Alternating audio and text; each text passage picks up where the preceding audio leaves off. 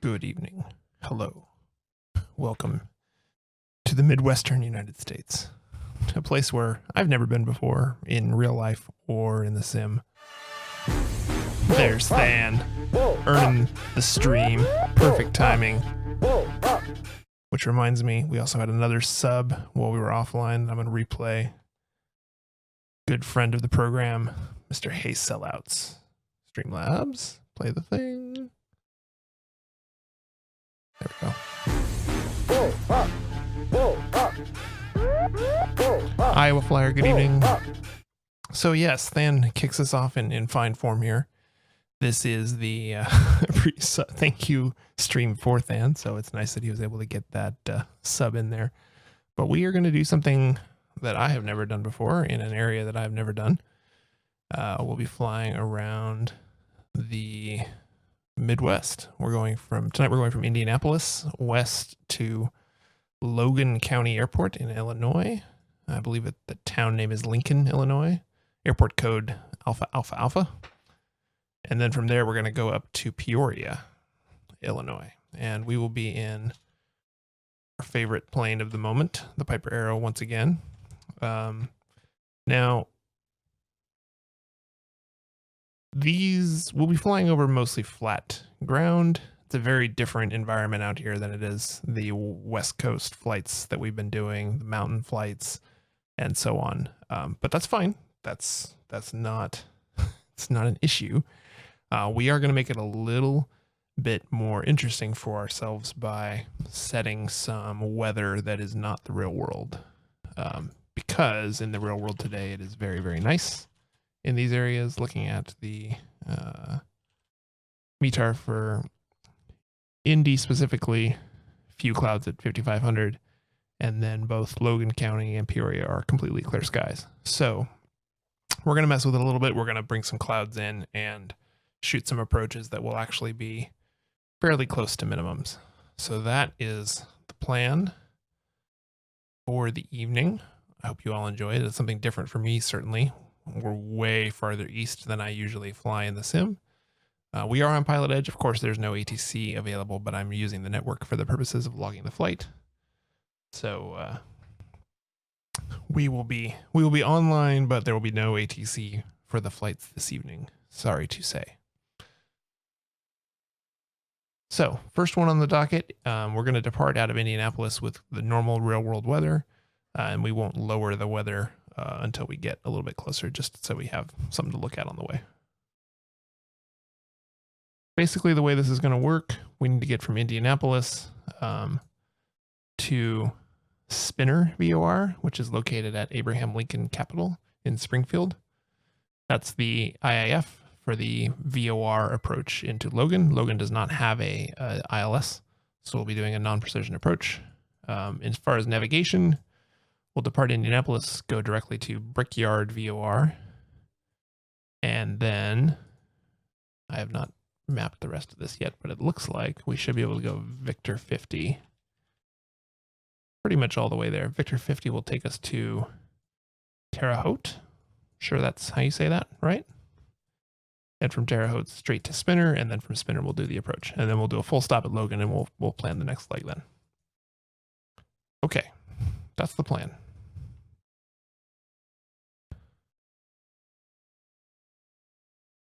As far as altitude, I will show off my newest addition to the stream as well. I have a new telestrator, Madden style. You can notice here, this 2,700, that's the minimum en route altitude for this leg of the airway. Here's another one, 2,500. So in terms of needing to stay at a certain altitude, we will be fine on this flight. We will not have any trouble. And I'll go ahead and pull up the Logan County approach. Oh, truck driver, nice. Well, of course, you know how everything's said. Yep, IFR 6000, no trouble. The minimums coming in on the approach are 2,400, so we can camp out at 6,000 just fine. In fact, I think that's a perfect number. So I'm going to go ahead and file a flight plan, even though there's no one out there to read it, just for my own edification. Yeah, exactly. The altitudes in the Midwest are not so critical. Turn my gate down just a little bit. My gate is swallowing my words.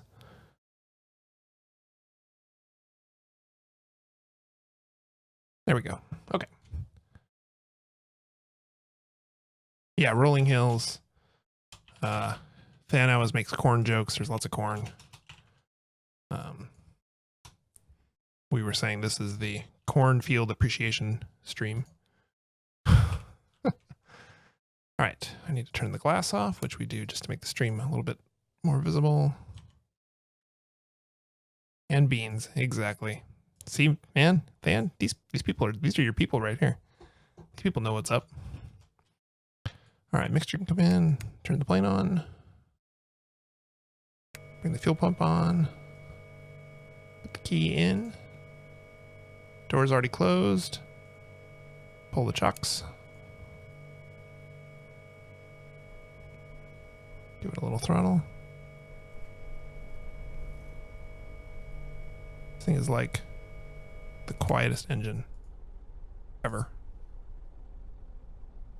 I need a little bit of engine noise.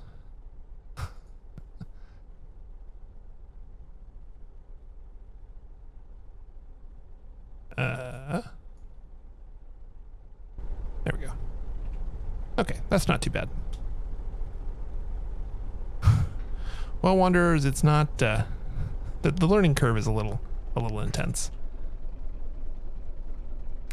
All right, beacon, come on, pitot heat.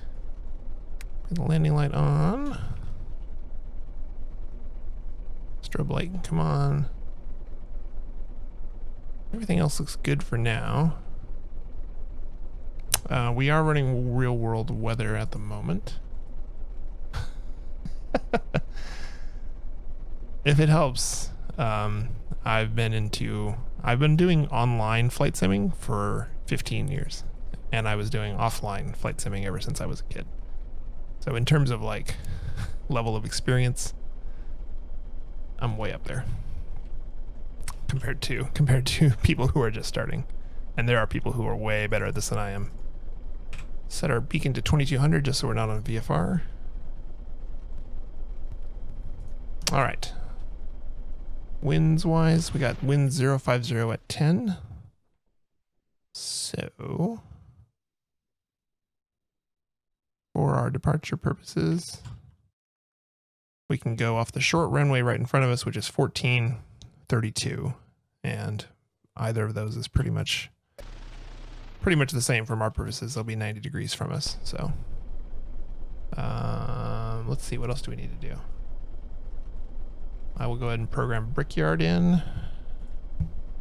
I'm going to try and fly most of this using just the navigation radios. We're not going to use the GPS for navigation this time. So if you know what this means, that means we're basically flying slant alpha. If you don't know what that means, it doesn't matter. But know that we're navigating using radios and like VHF radio beacons, not the GPS. I'm just gonna go to 10. We don't have to worry about clearances or anything because there ain't nobody here. Let's roll. Oh, also, we don't have to worry about an obstacle departure procedure because there are no obstacles to worry about hitting. Sad.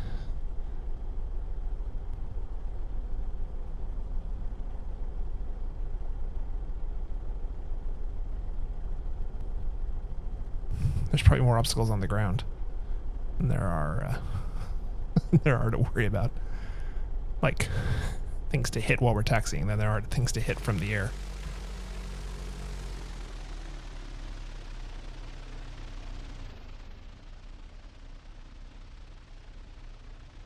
Also, Wanderers, I should mention, there's nothing wrong with crashing a plane. I have crashed many a plane, often on stream. So,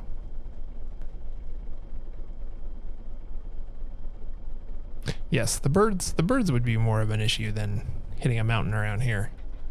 I'm from Portland, and we take our obstacle procedures very seriously because they kill you.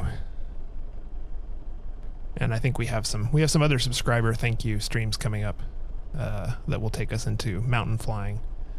So this will be the opposite of that. But it's cool. I get to see some scenery and do some flight planning around an area that I'm totally unfamiliar with. I don't know the VORs. I don't even know how things are pronounced. So I'm learning these and looking at them for the first time. Yeah, it's the Sunday drive of substreams. Symbol already told me what he wants, and it's going to be harrowing. So, but that's okay. That's the power of the substream system. You get what you want. And if your desires are humble and related to corn and beans, then your desires will be met. If you're a jerk like Symbol, we can accommodate that as well.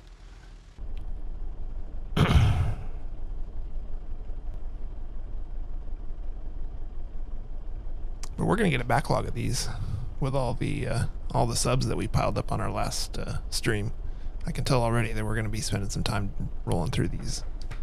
Wonders, no, I have a yoke control in front of me on my desk. You can use a joystick. Joysticks are fine. Nothing wrong with that at all. I just happen to personally have a yoke with a throttle on it and a set of pedals underneath the desk. You can fly X-Plane with a mouse. It does not. It's not a very good experience. I will show you here. I'll share my. Since I get asked this a fair amount, I made a little shortcut for what I think the best starter joystick is. It's $35.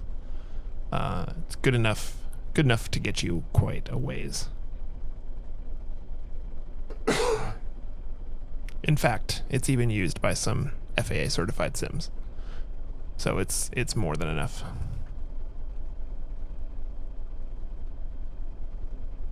All right, I'm going to center the nav radio needle. That's from, so we'll keep going around to 33.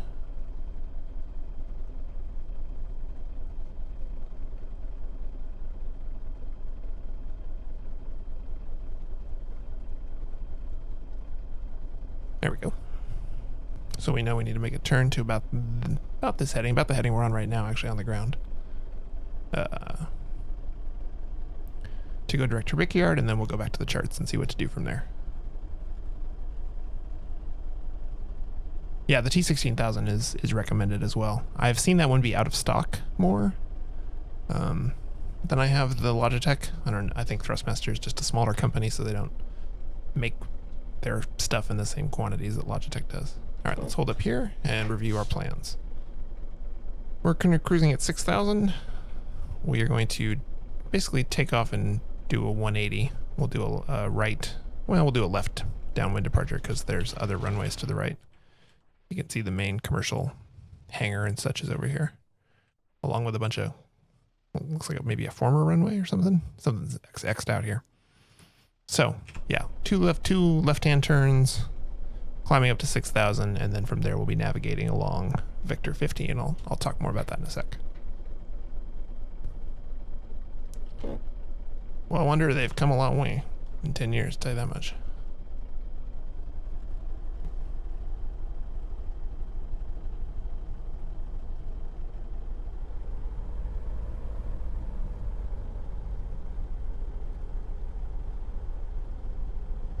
Alrighty.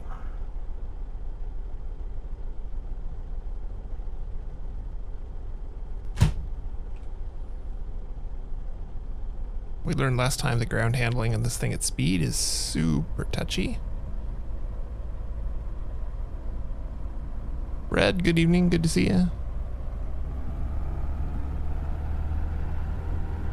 Yeah, I've played a little ETS2 myself. I have ATS on the machine, haven't spent as much time with that. Lots of right rudder. Lots and lots of right rudder. Can really feel that 10-knot crosswind right there. Okay, wheels up.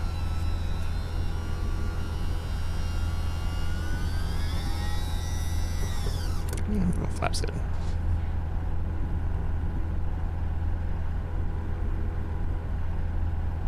So we are on real world weather for now. We will change it and lower the cloud ceiling quite a bit and go off real world weather when we get a little closer to where we're going.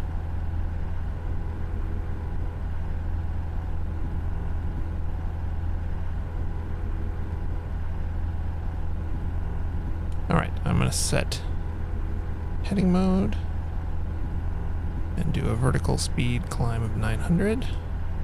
Heading bug is basically behind us, so we're going to make that turn. Throttle back just a little bit now that we're off the ground.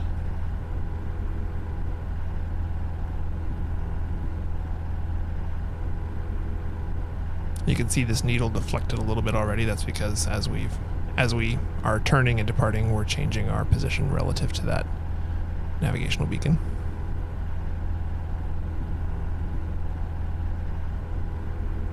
I'll recenter it here by changing the course inbound. And we're about 8 miles away from it. Okay. We don't care about the inbound radial. We'll just set. Yeah, there's some buildings out there. There's some actual legitimate buildings there in downtown.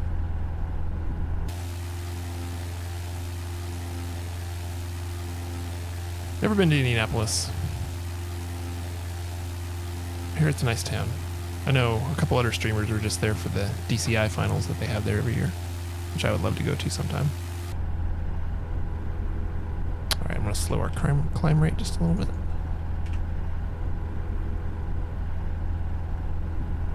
And we can go ahead and go to nav mode, which will fly us on that actual radial and take us directly to Brickyard. Departing Brickyard, you can see right here, 244 is the course that we want. So we'll be once we get to Brickyard, basically our job will be to depart on that radial, and that's how we'll know that we are on our planned path, our planned flight plan. Yeah, I would imagine if they shoot fireworks off of a tall building in Indy, you would be able to see them from pretty far. What with the aforementioned lack of vertical obstructions and such.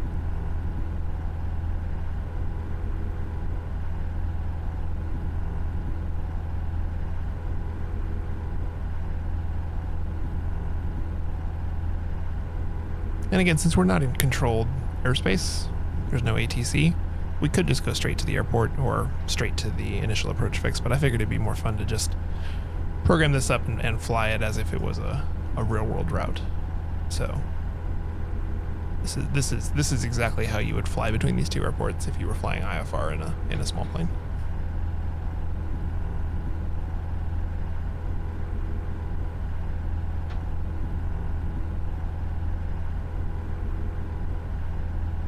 Right, passing, excuse me, passing through 4,500. We'll keep the climb going up to 6. We're at 4 miles to Brickyard, so I'm going to set the heading bug to our current heading, which you can do just by pushing it, and switch back to heading mode. And I'm going to switch this to 224 because that was our outbound course. Better look at it. 224.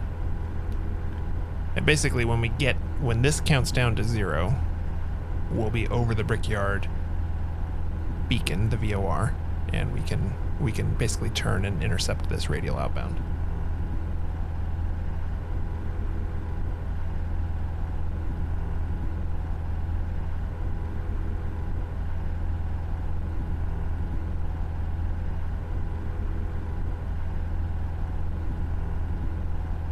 We're also coming up on our altitude here.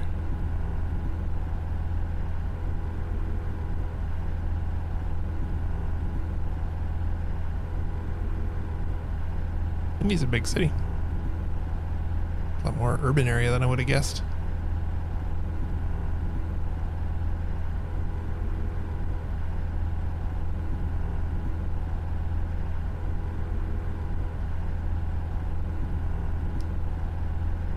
Yeah, Indy track down there somewhere. Take a quick look, see if we can. Come over to the ramp and park for a push. See if we can see it at all. Oh, is that it right there? There's trees on it. That's funny, it's not modeled in 3D at all. Alright, we're at 6,000. We'll level off.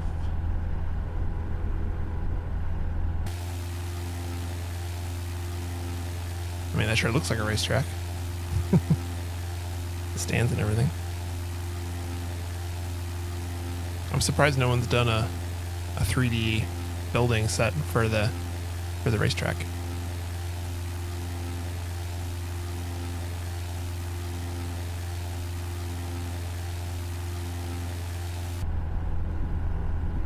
Okay, we are at Brickyard because they're actually counting up now from 0 to 1. So let's go ahead and turn left to 2. Oh, that's the horse track. Okay, gotcha.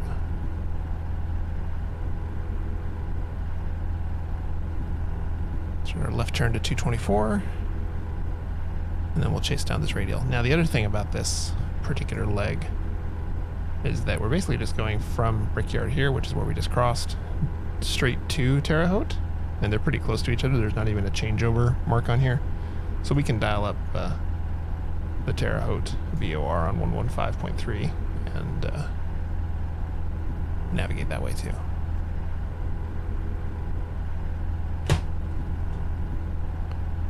Let's see if we should be receiving it. It's not that far. Yep. This plane doesn't have DME on the second receiver. It's only on the first one. I'm going to turn us left a little bit to get us on the course because we basically just kind of swooped wide of it. But if we do about a 20-degree intercept offset, that should get us back on. And we're cruising on about 130 right now, 130 knots, not too bad. And I'll put 115.3 in the standby. So we're ready to switch that. I suppose we can probably switch it now. Yeah, that's fine. We can just go direct to Terre Haute. Alright, I'll put that in the primary. You can see it's now 42 miles away, and we're not too far off the course that was directly between those two, but I'll go ahead and just pick it up from here, go to nav mode. And now we're in sightseeing mode for about 41 miles or so.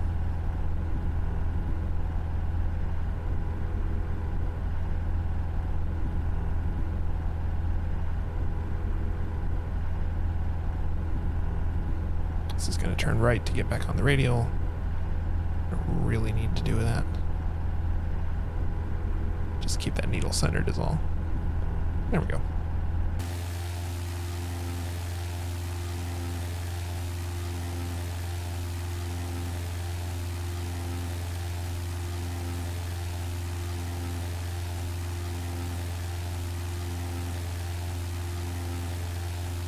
As Stan said, so far this is the Sunday afternoon drive of streams, but we are going to make it a little more tricky on ourselves. This is the approach I'm planning to shoot at Logan County. The minimums are at about 1,100 feet, which is about 600 above the ground because the airport elevation is 600. So I'll bring the clouds down low enough that we'll need to know what our minimums are. Let's put it that way. We should still be able to land safely. If we need to do a missed approach and raise the weather ceiling, we will. But as you can see, it's a beautiful day for flying in this part of the world, and as much as beautiful days for flying makes for easy flights, the stream entertainment factor is a little lacking. So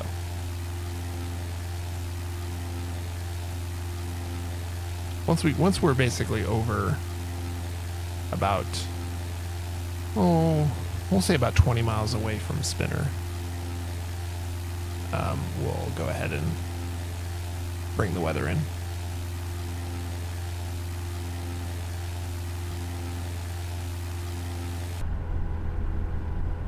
Okay, we're on. Oops. That's not what I wanted. Recenter. There we go. Just trying to zoom in here and I turned the wheel accidentally. 36 miles to Terre Haute.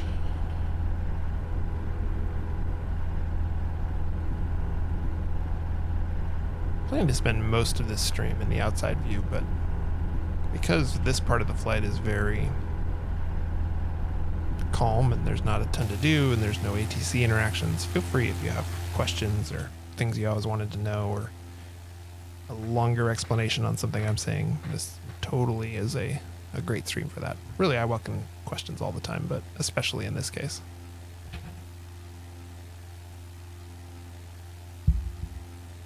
They are more than welcome.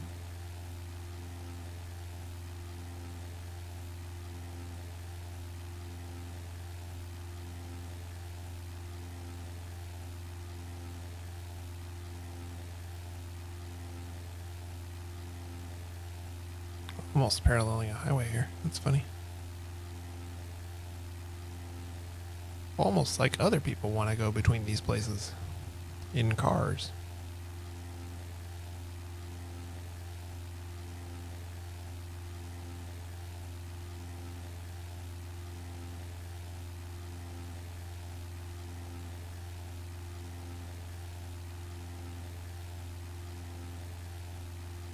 I-70, there you go.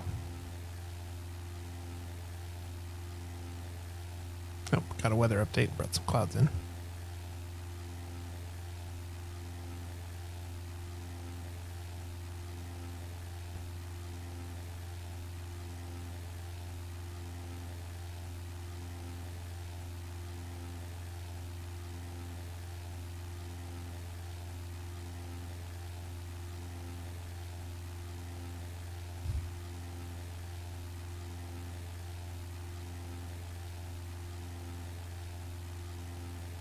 Yeah, it is pretty much the same from the sky as the ground.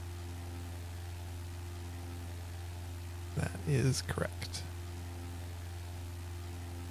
This is a good altitude though because it's high up enough that the ortho looks good and it doesn't look obviously flattened, but you can still see some of the 3D object definition. It's a cool little lake with some housing communities around it there. See the little roads of houses. Yes, my early spring maps, exactly. We're beholden to whatever Google gives us for the seasonality of the images. You'll see as we get closer. Sometimes different areas are of different seasons. Hey, Quantadin, good to see you, buddy. Thanks for stopping in. Quantadin, you owe me a sub flight idea for your sub thank you stream. So. Get with me in Discord. Let's chat.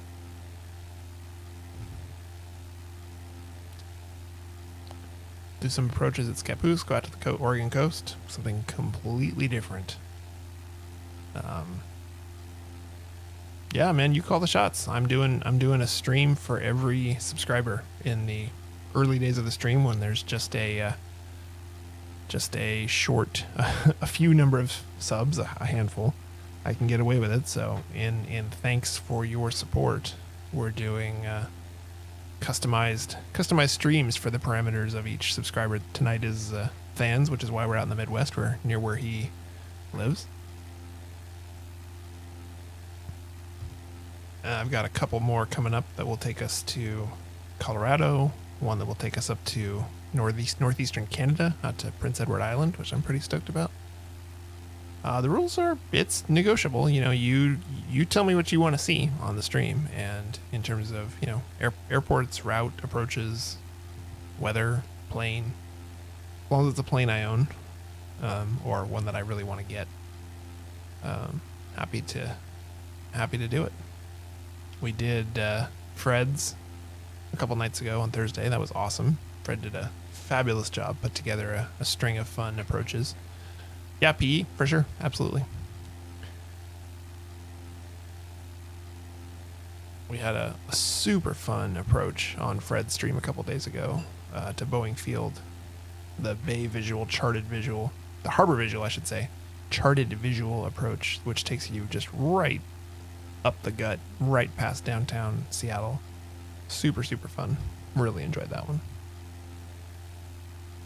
The subtrain popping off while we were on approach didn't hurt my feelings either.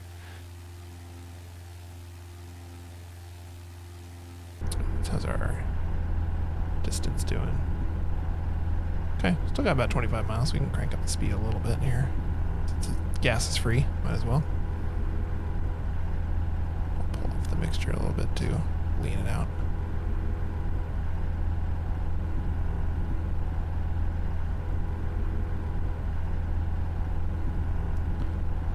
I had never been to PEI. I'd love to go. We'll visit it in the sim. I'm excited about that one. That one will be coming up pretty soon, I think, because I just finished making all the ortho tiles for Prince Edward Island.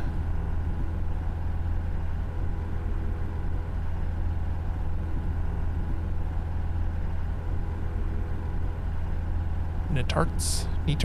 I always forget how you say that.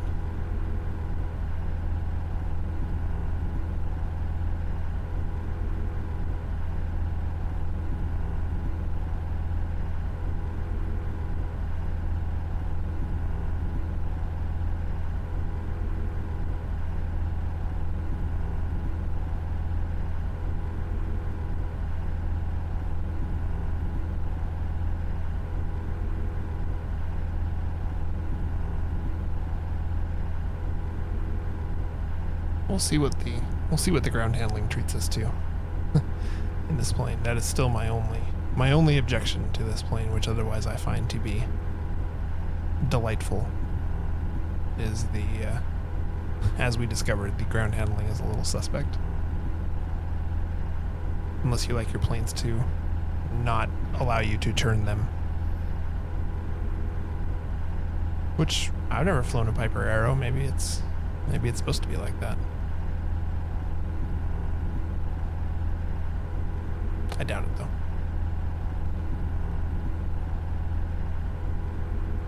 Well, that's the thing, Than. We don't 100% know.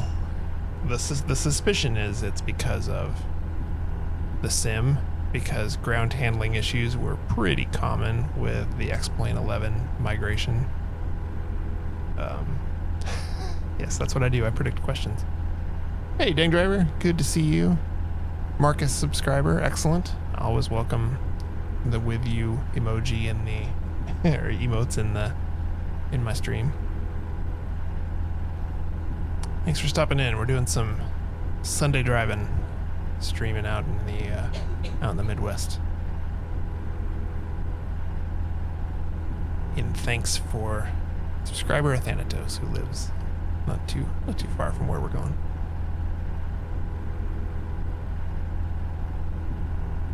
Yeah, where has Marcus been? That's a great question. I saw him a couple days ago.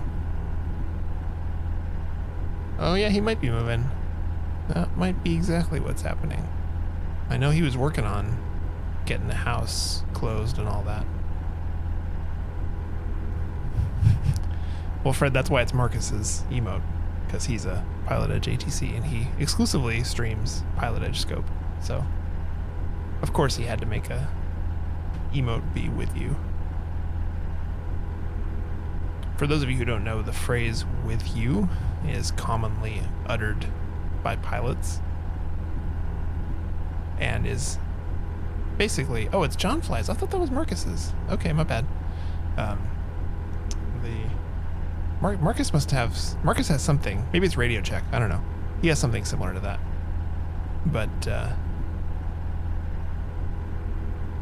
yeah, the with you words are like nails on a chalkboard. Yeah, there we go. There's the Marcus emote. Thank you, Quantidin.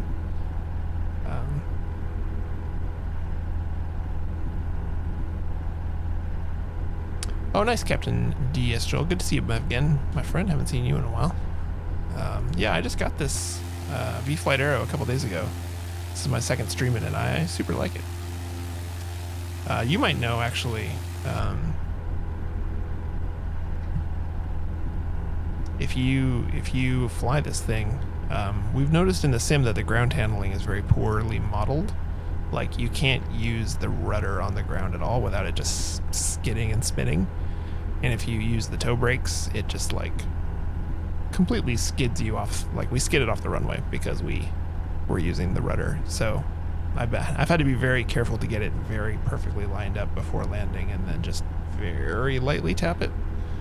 And we weren't sure if that was a sim bug or if the real plane is just that touchy.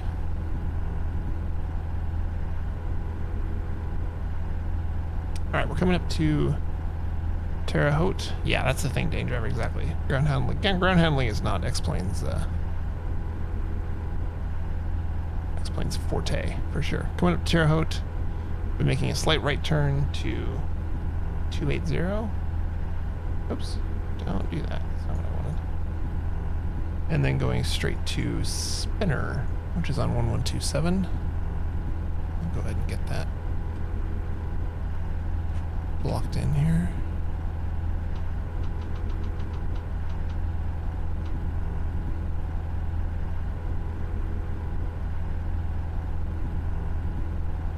Yeah, if the rudders are stiff on the real plane, then nudging them in the sim should not cause you to go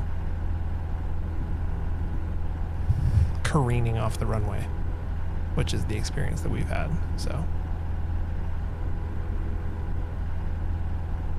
yeah, that's the other thing, is that my sensitivity settings might be screwed up. It's very possible that that is the case, and that is the culprit of our issues.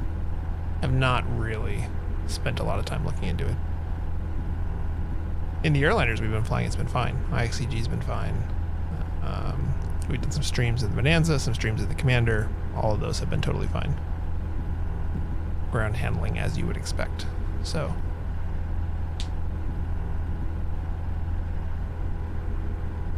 oh, the D-Den Challenger needs a little love too, huh?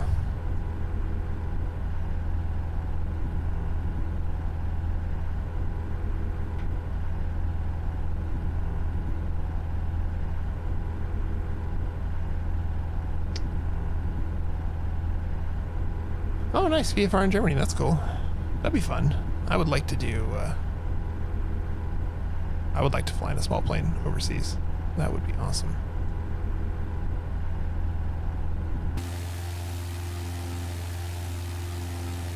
Can't tell if our scenery tile just hasn't loaded or if the atmospheric effects are just making it look like we're over water there. Oh, it felt good. Okay, that's good. Well, they must have put in the work then. All right, we set our departure radial was 280. So I'll go ahead and set that and go to heading mode so we don't turn now. Thought I'd already done that. Marcus took the week off. There you go. Question answered. Ask a question in chat, get an answer. I like it. I'm burning hate for planes with sticks. Alright, fair enough. I have not flown a real plane with a stick. Only Cessnas have I, and a Bonanza have I gotten around gotten behind the controls of, and all those are yokes. So.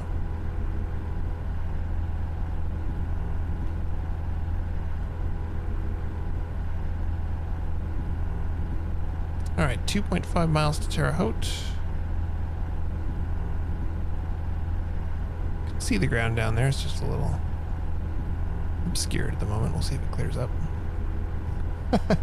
Yeah, it is a little weird that... Oh, there we go. It's a little weird that someone with A320 in their name does not like stick planes, but we'll go with it. All are welcome on the stream. We accept all kinds of pilots. Rose Holman. Awesome. That's cool.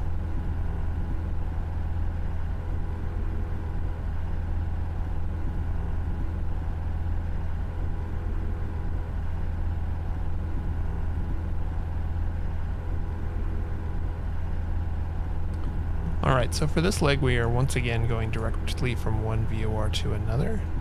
So I'll get spinners on 1127. I'll get that in the backup here.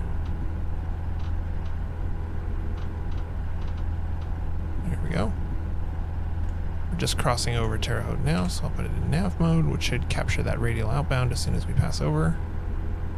Or thereabouts. Looks like I might need a little help this time.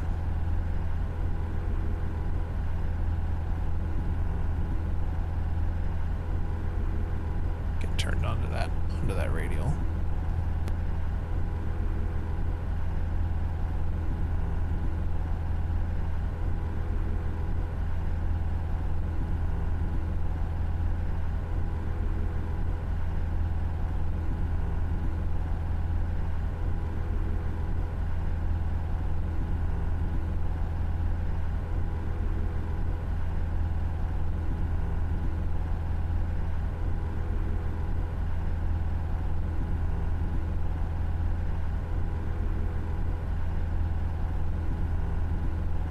Turn a little more right, go find it.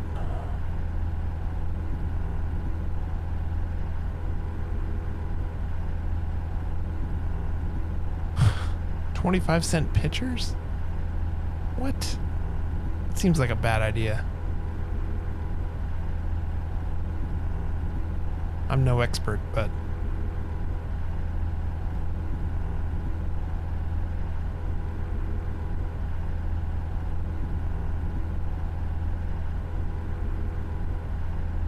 oh, I guess technically we go to adders first.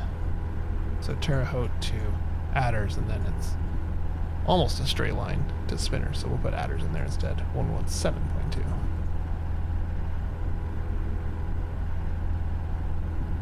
Instead of 112.7. It's not confusing at all.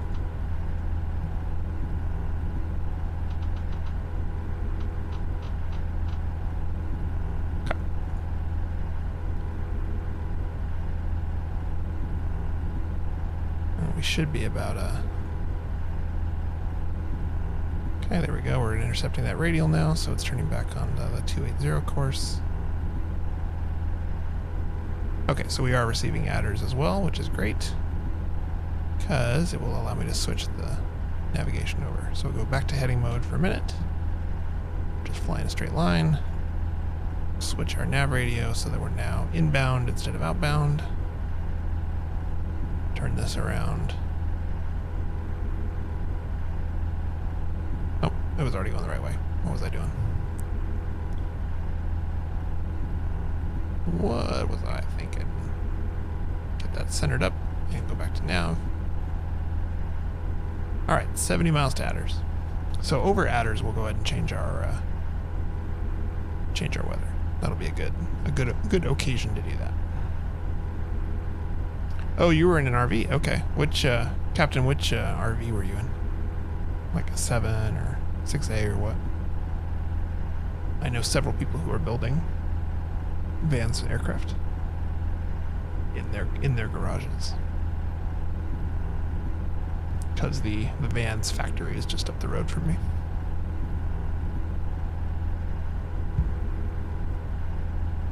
I've not done a test flight of their aircraft yet. They call it the $10,000 test flight, because once you do a test flight, you buy the kit when you get out. And I don't have that kind of money sitting around, nor do I have the skill, time, or space to build an airplane in my garage.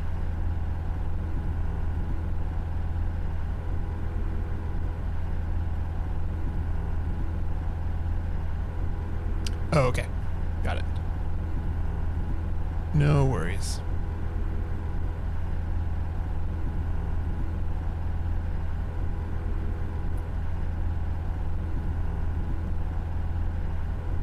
Look, a building is taller than 2 stories.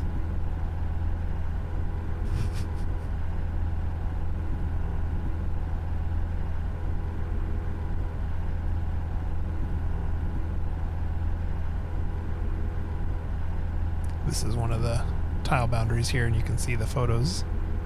Photos being used are of a different season or a different age than the ones that we were in. I ranted about this at length on a stream not too long ago, so I won't repeat the whole thing, but it would be lovely in the future if we could find sources for our satellite imagery that were consistent, that were all taken at the same time of year, so that the stitching didn't happen. Yeah, early spring to late spring. There you go. You can see the brown's a little different, the green's a little darker.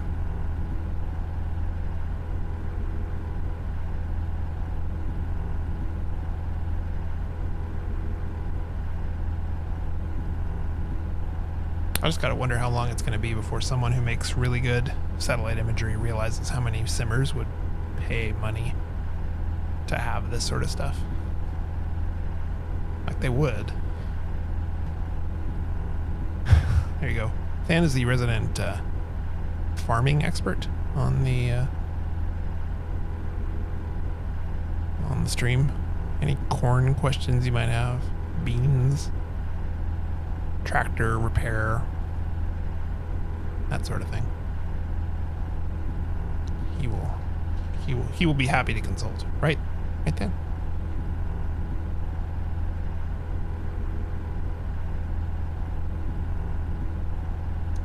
Yeah, I know, Captain. In Europe, VFR is it's a lot more tightly restricted than it is here. Yeah, build your own tractor kit, exactly. We don't need to build a plane, build a tractor. That's awesome.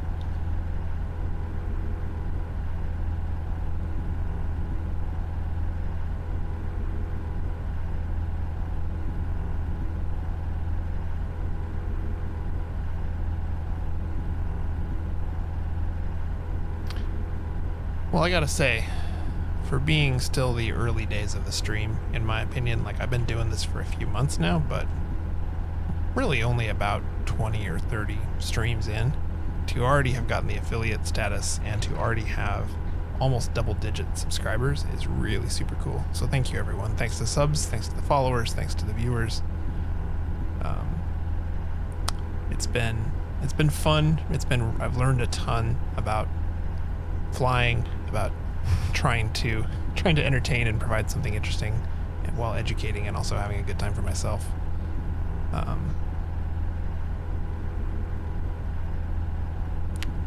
don't know how long we'll keep up the sub thank you streams. At some point it will become unscalable, but that's what they call a nice problem to have. So yeah, that's actually a good point. I was going to mention this. Pleeds made a joke as we were landing at Boeing Field, because it was our third landing in this plane, and the first one did not go well. We slid off the runway. My friend Pleeds, who I've known for a couple years, said that he would subscribe if we stayed on the runway and didn't hit the corn. Of course, in Boeing Field, just north of Seattle, there's not a lot of corn, but here there is. Here the prospects of sliding off the runway and hitting the corn are actually real, so we'll see how it goes.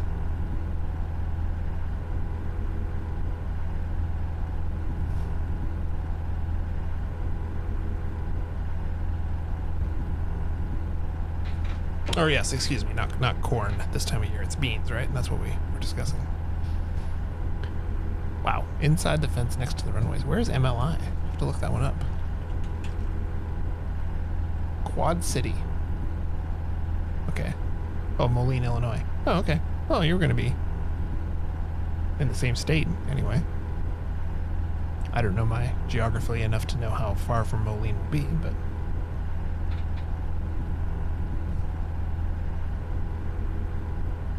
considering we're heading to Logan County, which is in Lincoln, just northeast of Springfield. See all these things that I've learned? Geography of the Midwest. All for the sake of the stream. All for the sake of giving my valued subscriber Athanatos an authentic experience.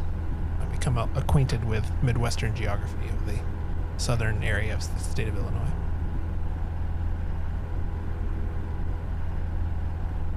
I have been down not too far from there, because we drove from St. Louis to Nashville one time, and we definitely cut through part of Illinois. I think it was more southern than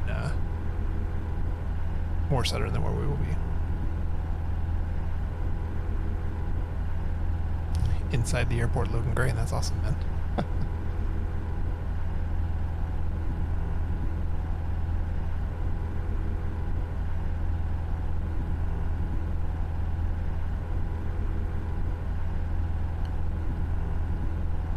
All right, 50 miles to Adders.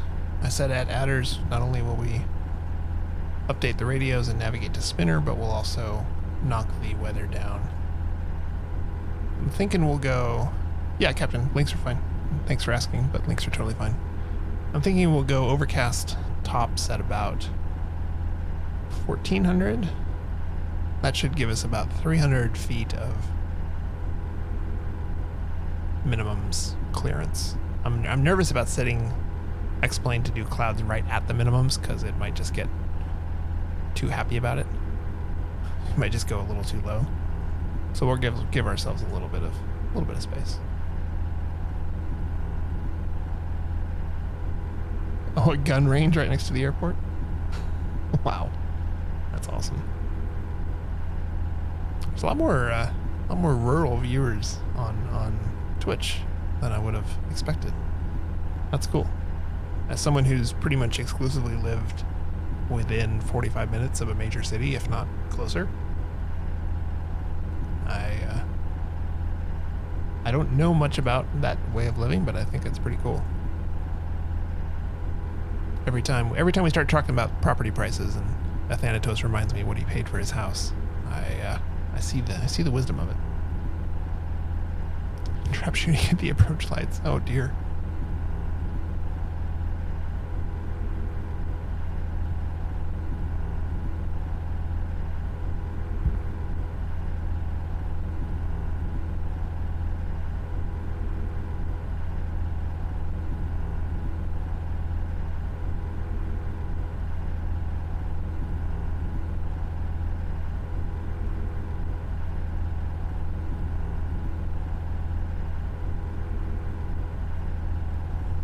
Now it's like super dark green. Like very irrigated. Oh yeah, no, I can get pizza delivered. I have Amazon Prime now. I can get like groceries delivered to my place. When I was building a computer, I realized that I forgot to buy a keyboard at the store, and I had a keyboard, like a nice mechanical keyboard, delivered because Prime Now had one.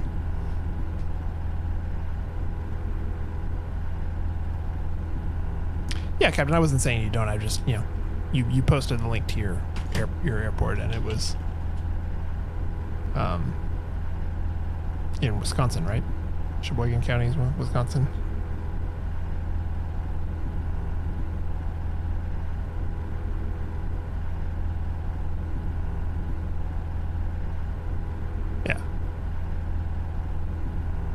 I've just lived I live in Portland now. I don't live in the city of Portland, but I'm about a half hour away, and I work in downtown Portland.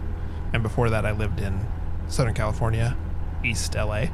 So even being in a city of 110,000 is like 10th the size of anything I've ever lived in. So.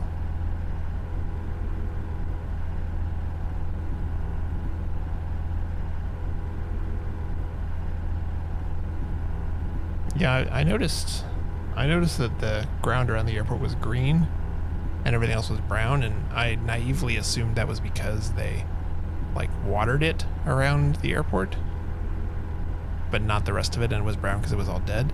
But then I realized that probably wasn't the case, and that it was probably actual crops growing, and that was why it looked brown. So that gives you an idea of my level of knowledge of rural matters. So I'm like, oh, it's green. It must be sprinklered.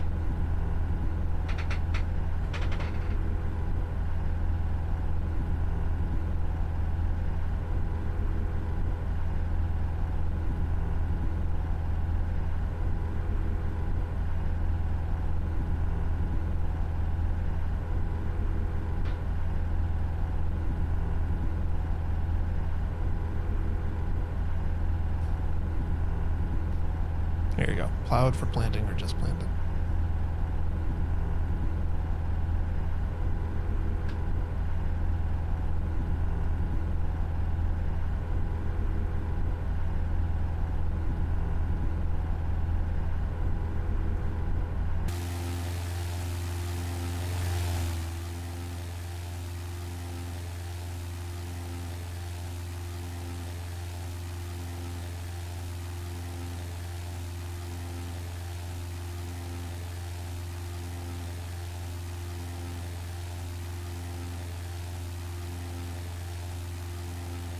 Yeah, to be clear, I was talking about the link fan posted, Captain Not Yours. My bad.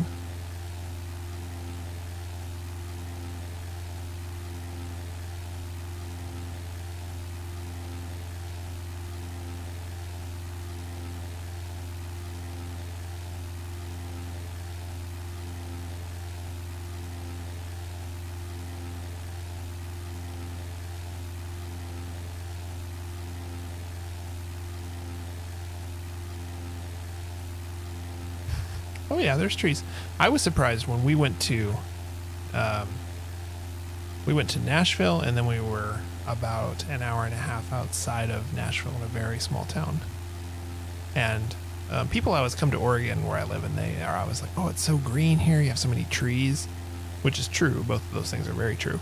But I always sort of I based my assumptions of where everyone else lived based on their reception to like where I lived, and I was like, "Oh, well, where you live must be terrible and like treeless." And I was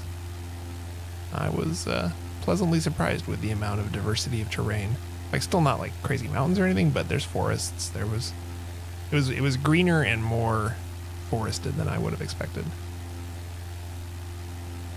Which again just belies my own ignorance.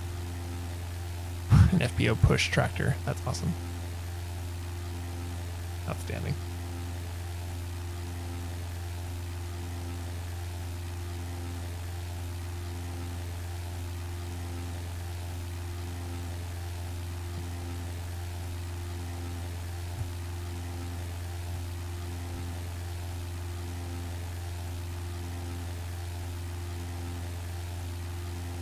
Yeah, a group of trees because there's a creek, or because someone who lives here planted them along his property here, right along the corners of where he feels like watering.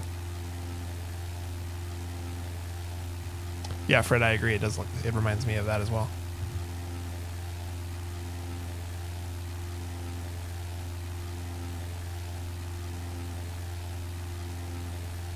Blocks the wind. Oh, of course, that makes sense. Perfect sense. Yeah, I didn't even think about that. We have so much variety of terrain here that like it rarely gets that windy. It gets windy on the coast. The Oregon coast is notoriously windy, but we don't have anywhere near the kind of issues that you're used to dealing with. I should mention too, it's a beautiful day for flying out here right now in the summer. We'll come out here in the winter, maybe in 6 months, and see if it's a different story. Oh yeah, friend, exactly. Farm knowledge. All sorts of information is exchanged on this stream. Sometimes we even talk about airplanes.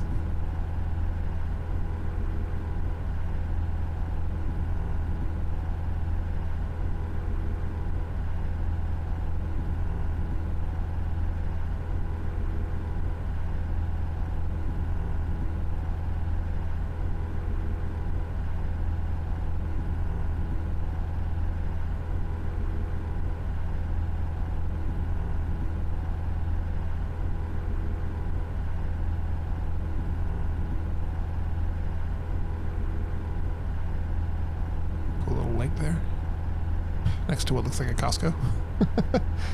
Oh wait, no, it's a Walmart, right? Those are a thing. We have like 1 or 2 Walmarts in the Portland area. It is not a thing in the Northwest. They are not appreciated in the same way that they are elsewhere. We do have Costco though. I'm big on Costco.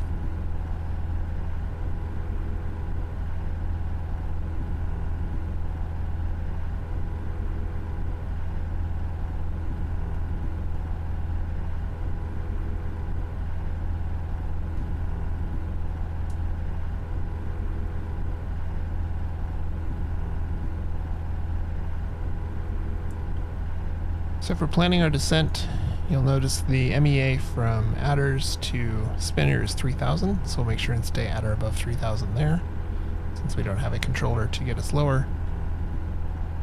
Over Spinner, we'll get down to 2,400. and begin our approach.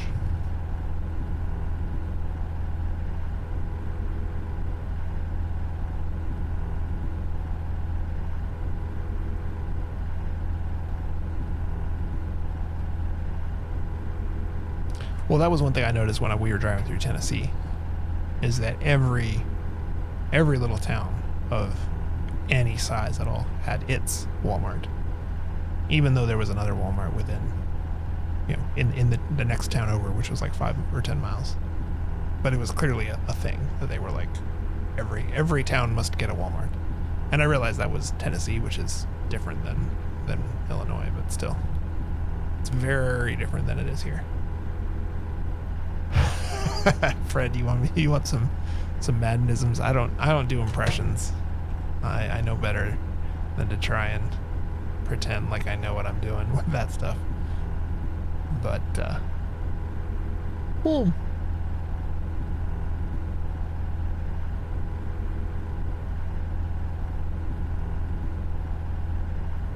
maybe we'll get a sound clip we can play or something like that.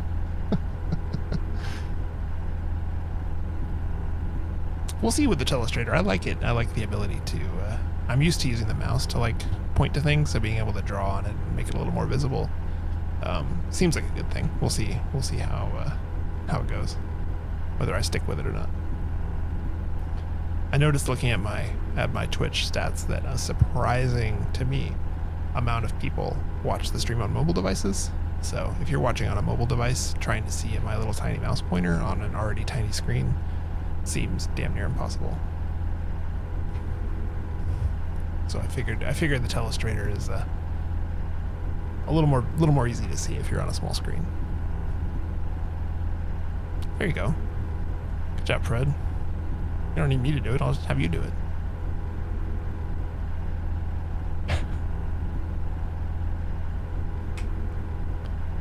I just think the main thing we need to remember is that the winning team is the one that will get more points.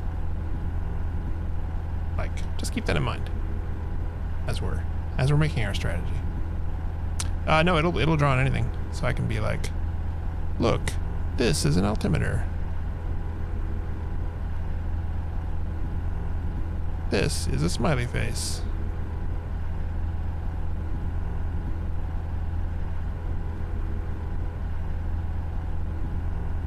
Well, that's cool. You're watching on the big screen, dang driver. That's awesome.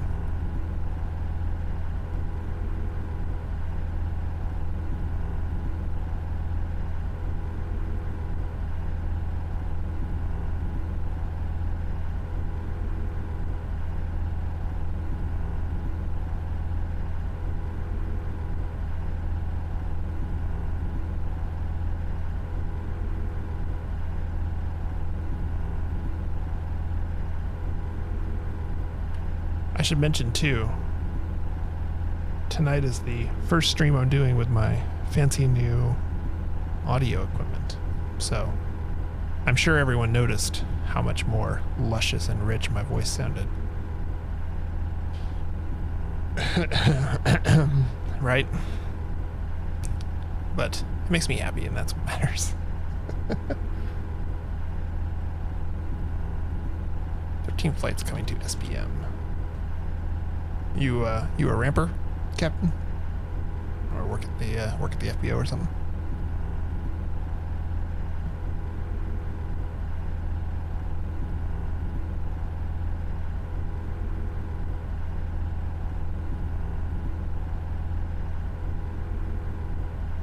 I think Wisconsin's a little north for eclipse traffic.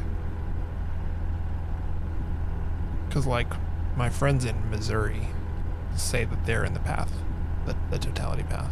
So it's definitely cutting to the south. Loudspeaker to yell at people around. I have not dialed up the effects as of yet.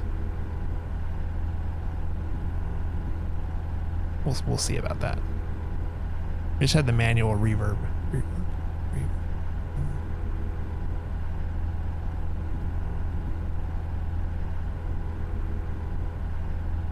Yeah, Fred, I finally tracked down some classes, so I can actually look at the dang thing. because I'll be in my house is basically 99.9%.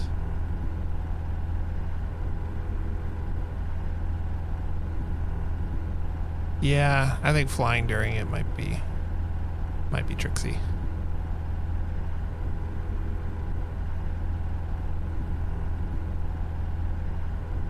All right, let's get ahead of the airplane a little bit here, and spinners on 1127.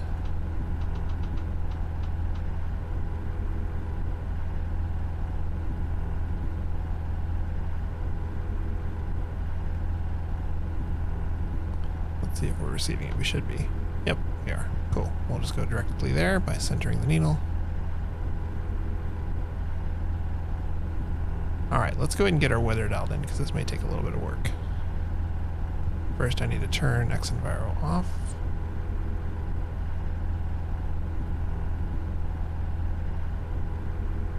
Now we're gonna go customize weather. We're gonna preset for non-precision. Let's start with that and see how that looks. Okay. Reset my altimeter to 2992.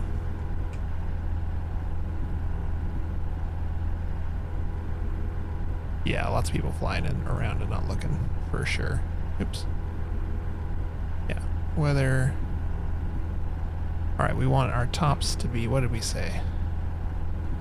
About 20. Yeah, base needs to be higher than that. Base needs to be about 1500. And for visibility, 3 miles should be fine. We'll make it 4. Temperature's fine. The rest of this doesn't matter. No percep. We'll go with that. Oh, there was a crash at Madras. Oh, that sucks. That is no good.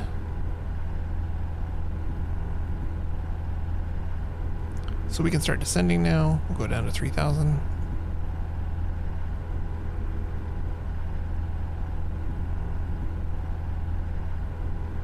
Yeah, you can listen to guard all you want, Captain. Go for it. They don't care.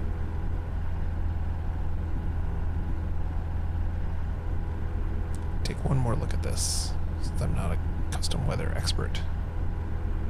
1500. Yeah, the 3500 is fine. Our visibility went down to 1.3. That makes me nervous. Let's go marginal VFR. Let's set that real quick.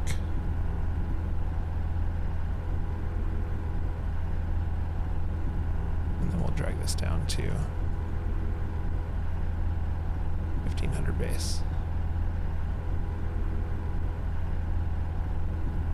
Oh, has that been a thing? Unauthorized guard transmissions? Yeah.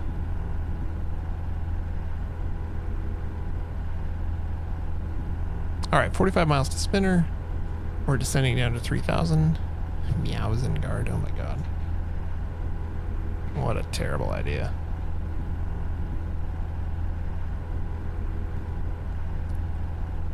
We can go ahead and run fast for now, but once we get to spinner, we'll slow down to make sure we can get recalibrated here. So basically, we're going to track spinner 1127. We'll track the 041 radial outbound for 12 miles to Psychit. Psychit is still 2400. Then 19 DME will be Quota, is the name of the fix. That's also 2400, and from there we can begin our descent down to 1120. Yeah, I knew Madras was going to be busy. They put up a tower. They've been like assigning landing and arriving times, and if you don't make your time, you're not getting in. So I knew it was a big deal.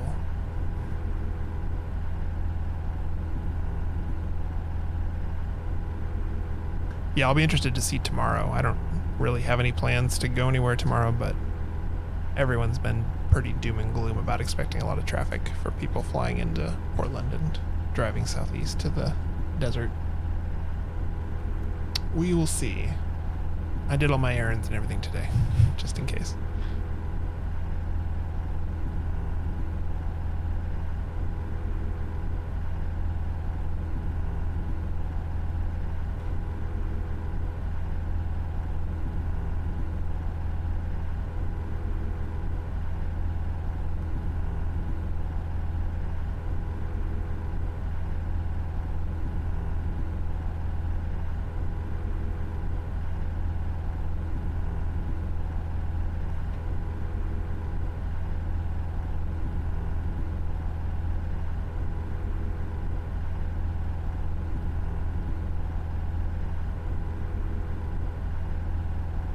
Yeah. That's they're talking about clouds in the Portland area too. So we'll see. It'll still get dark and be cool. I don't know how much we'll be able to see, but I'll take whatever we can get. It's cool either way, so.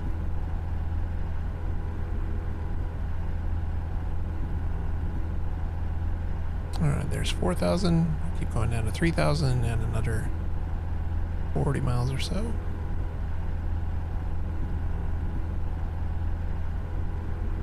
Dan, just for comparison purposes, how long would it take you to drive between these two airports?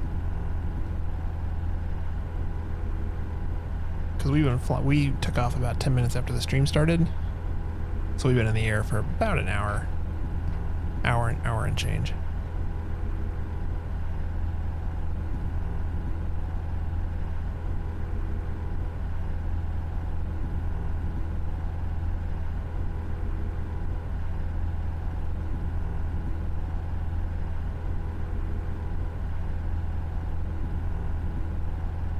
Yeah, 3 hours. So we're making good time compared to ye old automobile. And we didn't even take that direct of a routing. We followed their airways like good kids. So we're gonna descend into the soup here in just a sec, since we're just barely above it now. Pitot heat's on. There's no real anti-ice in this thing. I don't think we're gonna have to worry too much about it.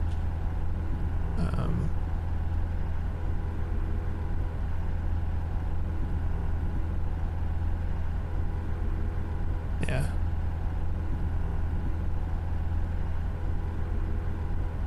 We'll also need to grab some more gas on the ground too, but that's fine. 3,300. We'll slow our rate descent a little bit.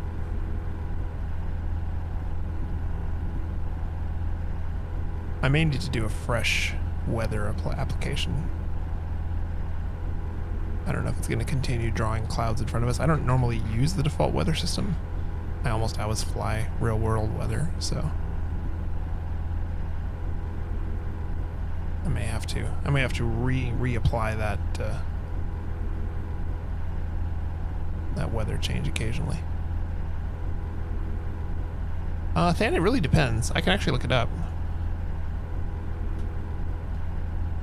People fly around to get the cheap fuel, so it doesn't vary as much as you might think. Really, it's more expensive at bigger airports because people are there anyway. Looks like your fuel at Logan County is currently going for $4.25 a gallon. And out here we would pay $4.75 to $4.80. So, oh, went below where we should have been. Back up. And yeah, it does look like we'll have to reset that weather. Which is kind of annoying.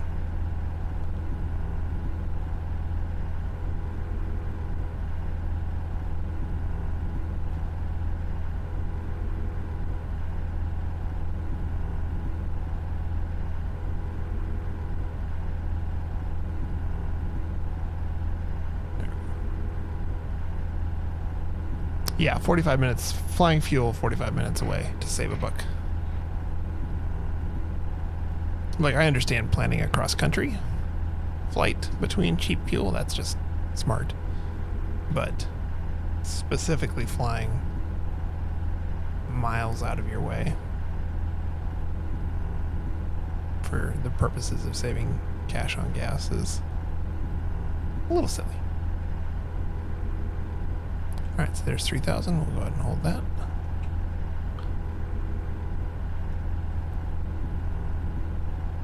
I had hoped that once I set the weather, it would just keep it universal, but it seems like it sets the weather for your exact location at that time, which sucks.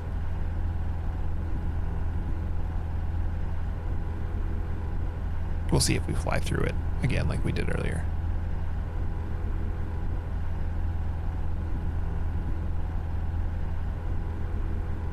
And I do plan to clear it off after we get on the ground for our next leg. We'll depart in clear skies, just so we can see where we just came in. But it's been a while since we've done minimums flying. It's been summer. It's been nice everywhere. So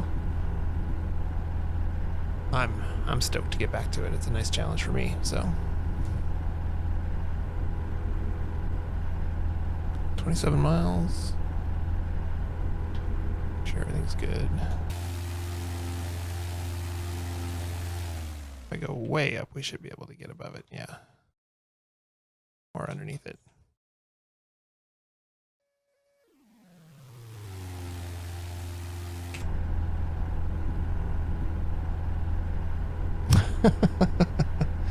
Yeah, fair enough.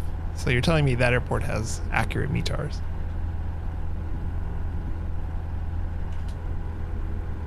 Yeah, real world weather, 0 wind, 0 clouds.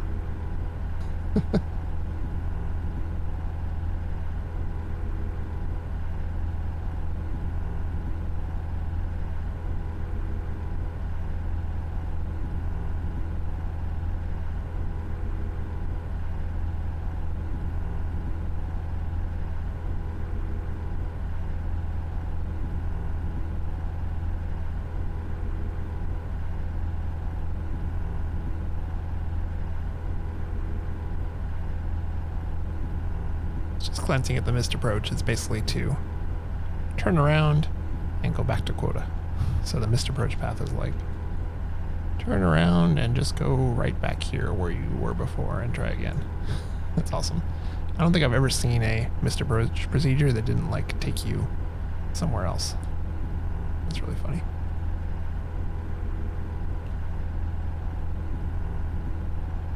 Oh yeah, I saw that little, yeah, the National Weather Service marker.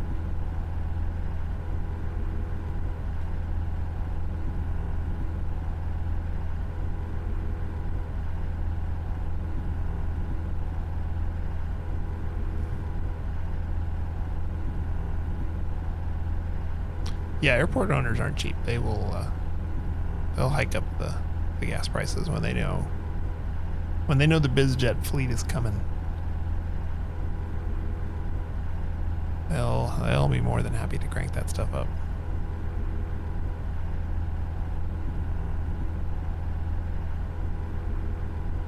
Yeah, we talked about landing at Lincoln. Lincoln was one of the fields we looked at landing at, but Logan County is the one closest to where Than is. So also looked at Decatur, but Decatur didn't have any scenery. It's still just a flat pancake of an airport in X-Plane, so not too interesting to go there.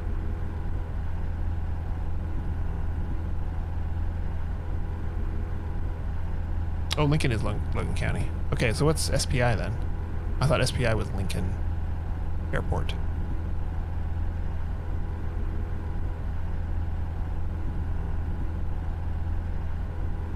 I don't know, it's confusing. SPI is Springfield, but I thought the airport was named Lincoln Airport or something.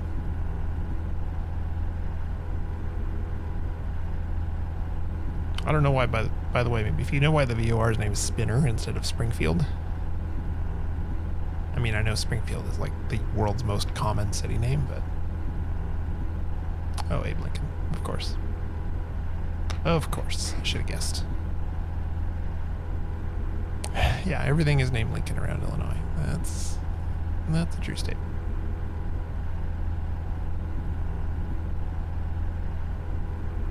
All right, when this gets to around 10 miles, we're going to slow way down so we've got plenty of room to maneuver without having to worry about our turning radius.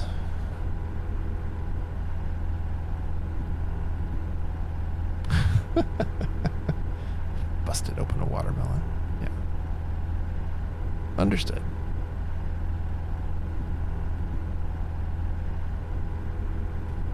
Oh, named for Lincoln while he was still alive. Oh, that's cool.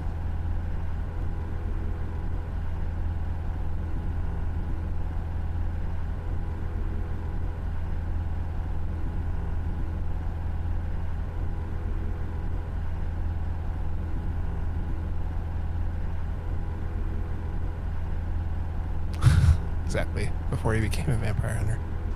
Nailed it.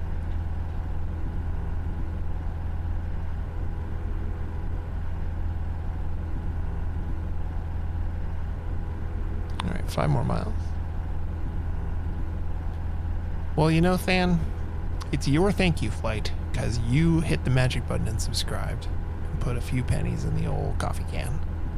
So that's just how we do. Take care of our own around here.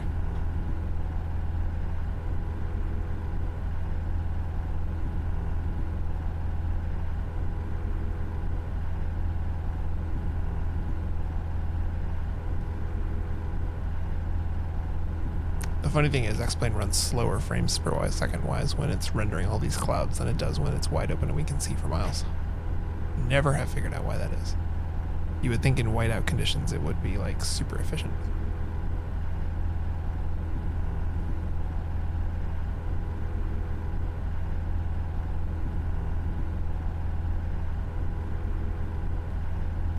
All right, 12 miles. I'll go ahead and start slowing down here.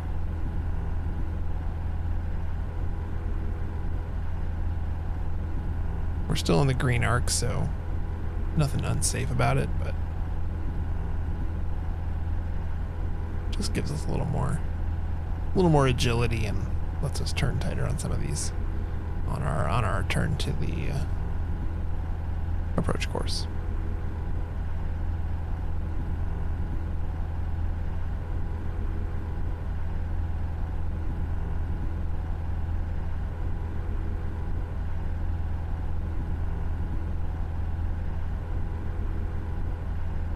About 120. Love to get it to about 110. I think that's a good speed for this.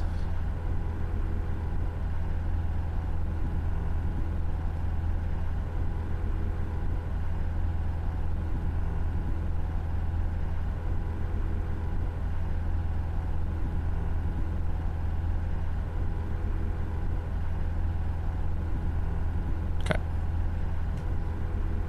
That should do. I'm gonna go ahead and get onto heading mode here. We can go ahead and begin descending down to 2400.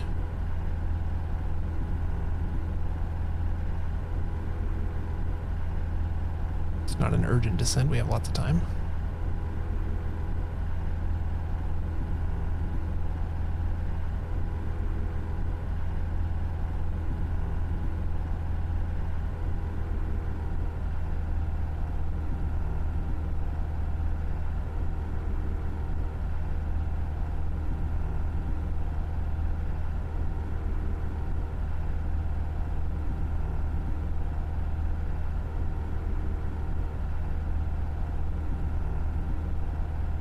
We're going to hold 2400 for about 20 miles on the approach.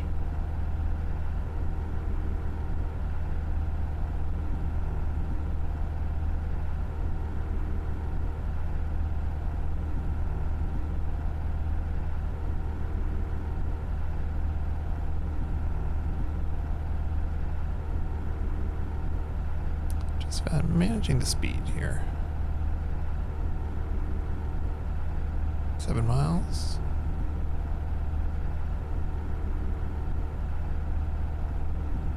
I'm going to go ahead and turn this to the approach course of 041. Yeah, no spins approved. Don't you forget it. No acrobatic maneuvers, not in this thing, not in a Piper Arrow. Gonna go mash the weather button one more time.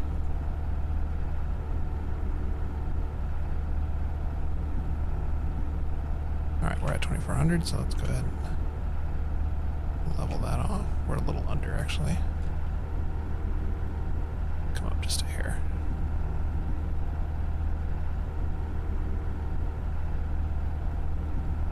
Zoom real tight on this, get that to exactly 041, because for once it actually matters. There's 2400, we'll level that.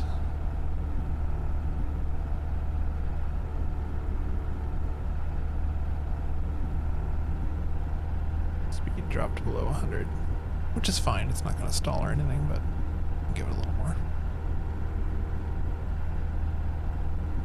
All right, so we're going to begin a right turn to heading 041.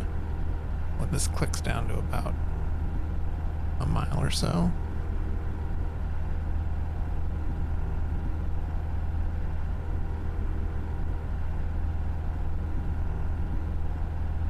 And then we'll hold that radial the whole way in. The airport is at about DME 24. So when this says 24.4, we will be at the end of the runway.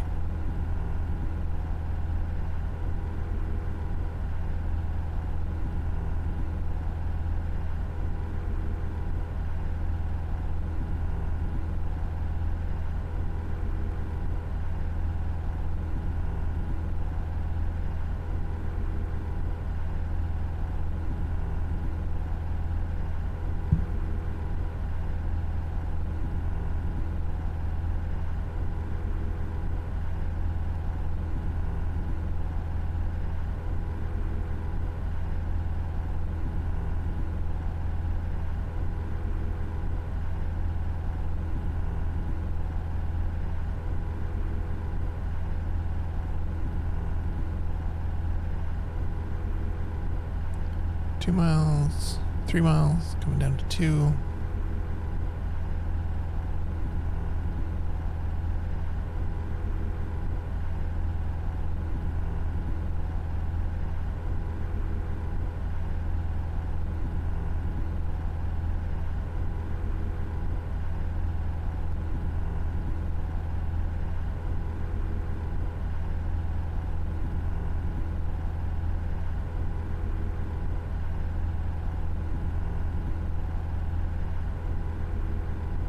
Go ahead and start our turn here.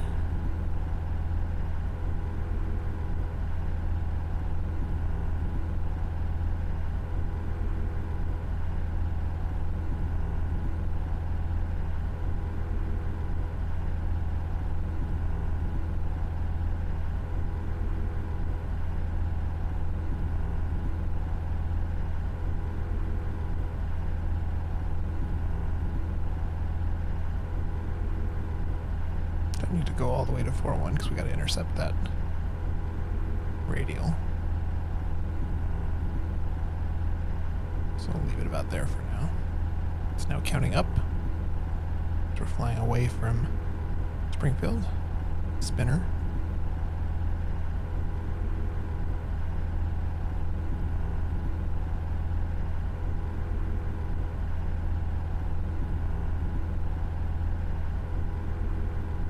Comes the radial. The needle's coming across now, so we'll throw it into nav so we can capture it.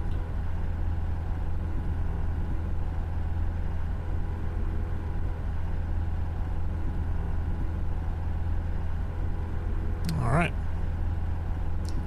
We are established on the approach. Altitude looks good. Speed is fine. 17 miles until we can begin our descent. Normally, down here, you have a little more of a step down, you know, something that looks kind of like this. In this case, there's just one. There's just one. When we get to the big X here, the Maltese cross, that's the final approach fix, and we can descend from there to the minimums. So once our DME says 19, which is right there, we'll go from there. Descend down to 1200. Let me check our weather settings real quick, make sure that it's not too low. Yeah, set to 15, that's perfect. Should give us about 400 feet of clearance underneath the soup.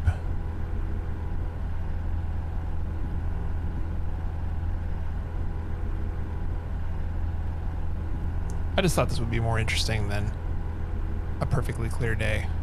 When we get there, we'll clear the clouds away so we can see where we are, and you can get a good idea of what the area looks like. But for the purposes of shooting the approach, it's such a nice day, and it would have been a very boring approach. Very, very routine. This gives it a little drama anyway.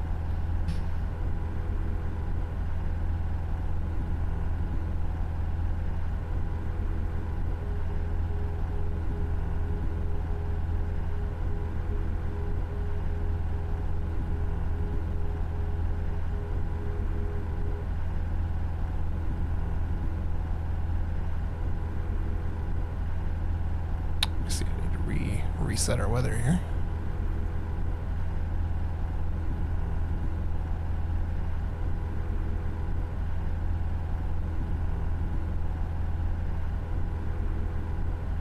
Make sure visibility's fine. Yeah, that's 1597. That's it's fine. Yeah, I know, right? Force failures.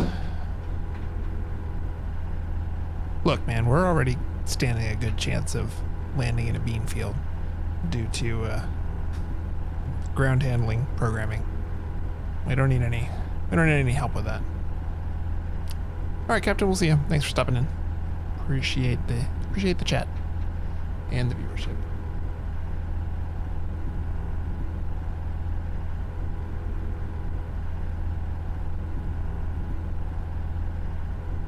I'll go to Milwaukee for spotting. That's cool.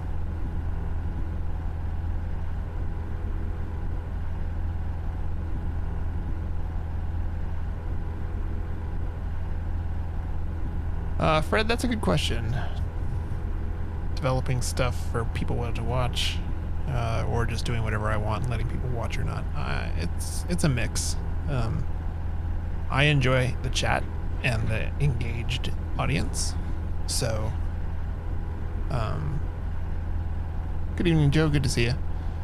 The people saying hi and checking in, and the chatter in the text chat going by is what makes this fun for me. And knowing that there's like a dozen people watching this around the world is pretty cool.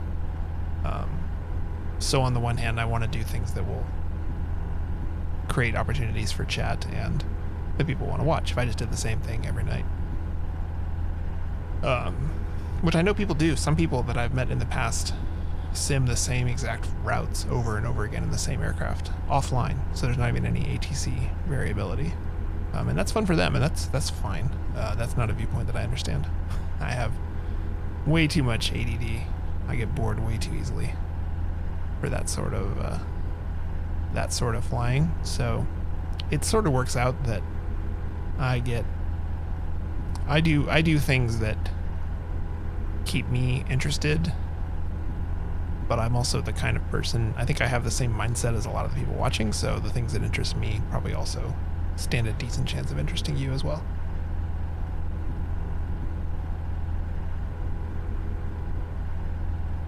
Yeah, I very rarely fly offline. I only fly offline when I'm doing testing.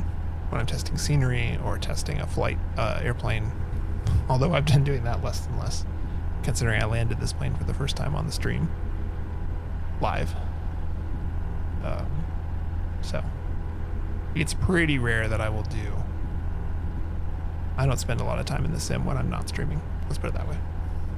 And when I'm streaming, I'm almost always on PE. We don't always use ATC. We did a whole ton of flying 2 nights ago around Seattle without ever talking to a controller. But they were there if we needed them.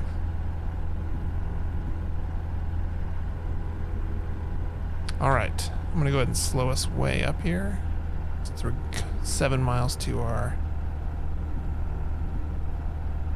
beginning of our sort of approach segment here. Go flaps 10.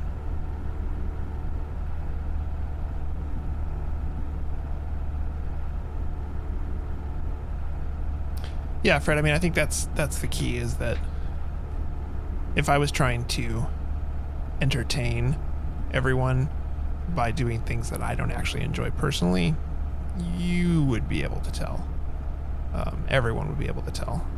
So it has to be a balance of I have to be interested in what I'm doing, or I'm gonna fall flat. I'm not a natural entertainer and a natural presenter anyway, so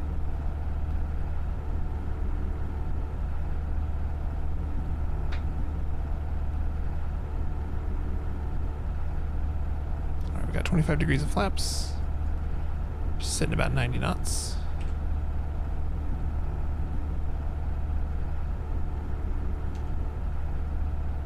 Gears down, full mixture, full props. Yeah, exactly. We've done this flight all slant alpha. We've been tuning the radios and Haven't touched the GPS. Didn't program a flight plan in the GPS, didn't do anything like that.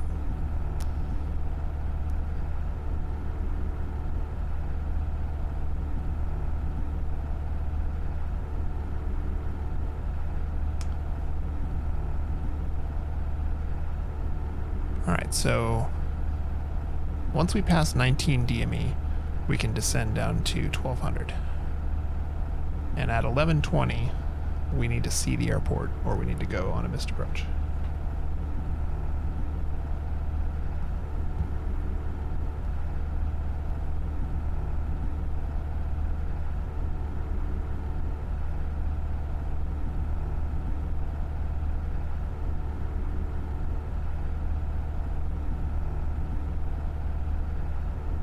And if you're wondering why it's totally white outside, it's because I've artificially programmed very low overcast for the purposes of making the stream more interesting, which I will now refresh because it looks like it may have popped out again.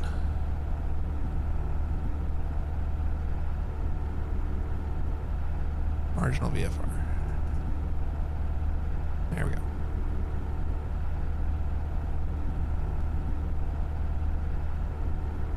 $16.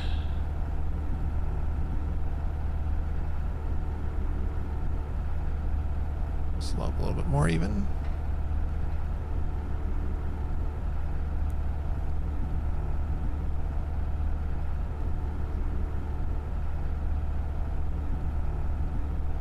I've never flown either the Challenger or the Beach in X-Plane.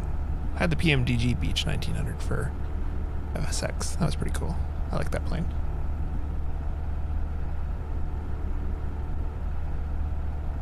Alright, 17. Just need that to say 19.0, and then we can start heading down, see what we can see. Which, hopefully will be something.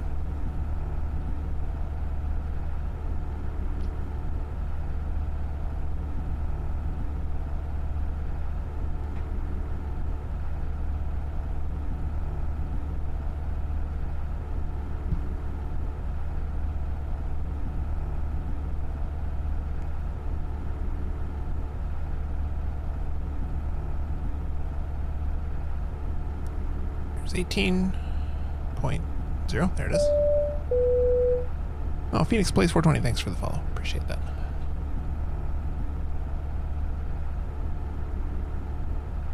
All right, everyone ready?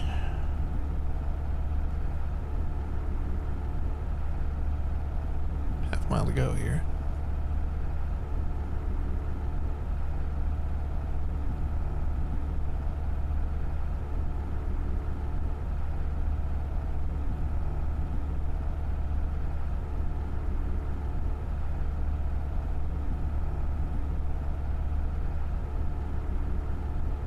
Fine. 19.0. Let's go.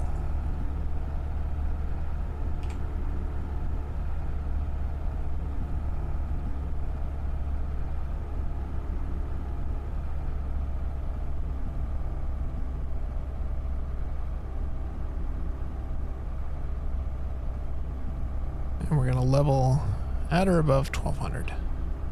And the minute we see the end of the runway and the lights, don't have to see the whole runway, just the end of it, we can continue descending to wherever we want because we'll have the field in sight.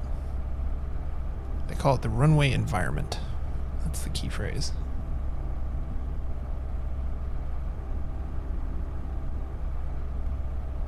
There's 2,000 feet.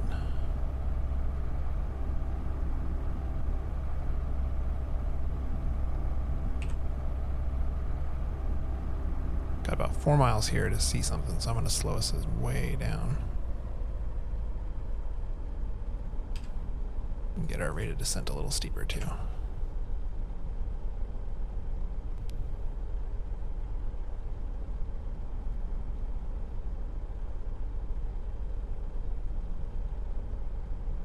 All right.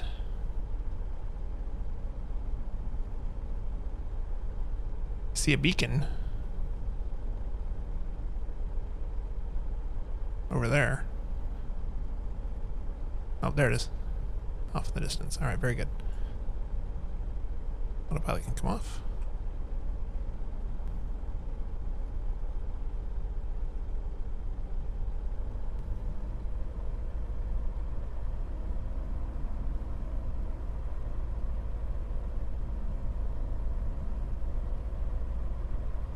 And as is normal with a VOR approach, does not line you up exactly with the runway. That is to be expected.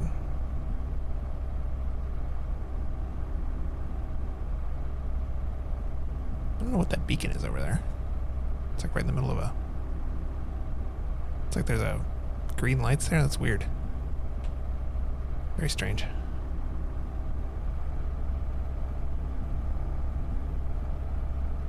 So we're at 1,000 now, but we got the airport in sight, so... Yeah, heliport must be.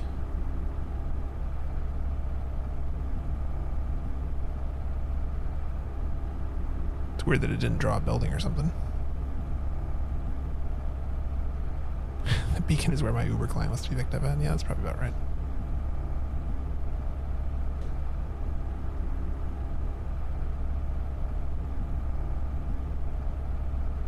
Alright.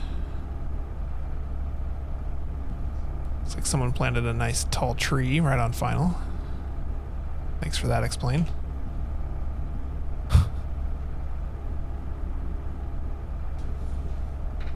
Go up a little bit and get over it.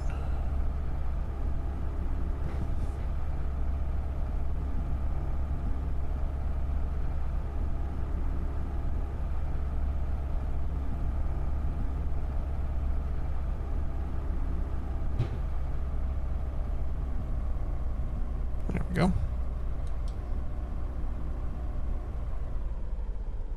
Need to drop some speed.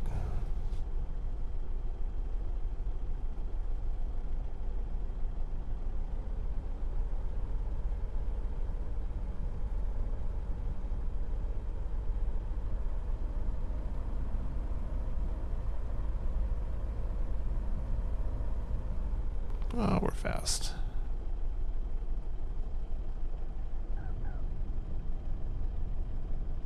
Alright, we'll let it drift a little bit and slow down before we get on the brakes. But welcome to Logan County. Yeah, double windsocks, fancy.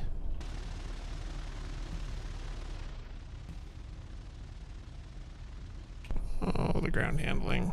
Come on, stay over there. There we go. Okay.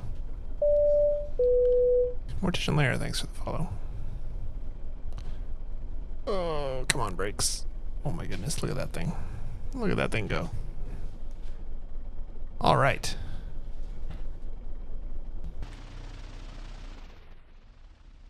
We're here for a given value of here. There's not a lot of here. First non-crop duster to land there in some time. Well, you can see that, according to X-Plane, they didn't do a ton of paving here. I don't know how realistic that is. Oh, there is a terminal over there. Okay, let's go. We'll go over and see that. We landed long just because I don't trust the rudder on this thing, like, at all. So we'll go ahead and... Yeah, hard left turn. Turning radius, not so much.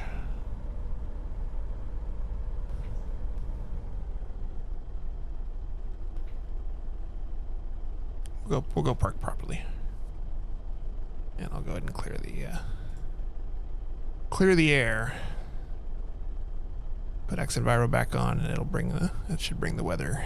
There we go. This is what it actually looks like. No, it's grass next to the runway, right?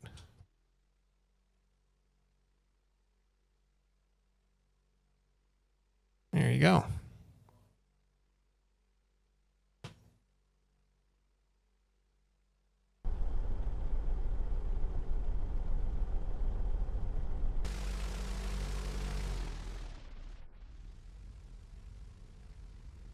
Go back down to the departure end here.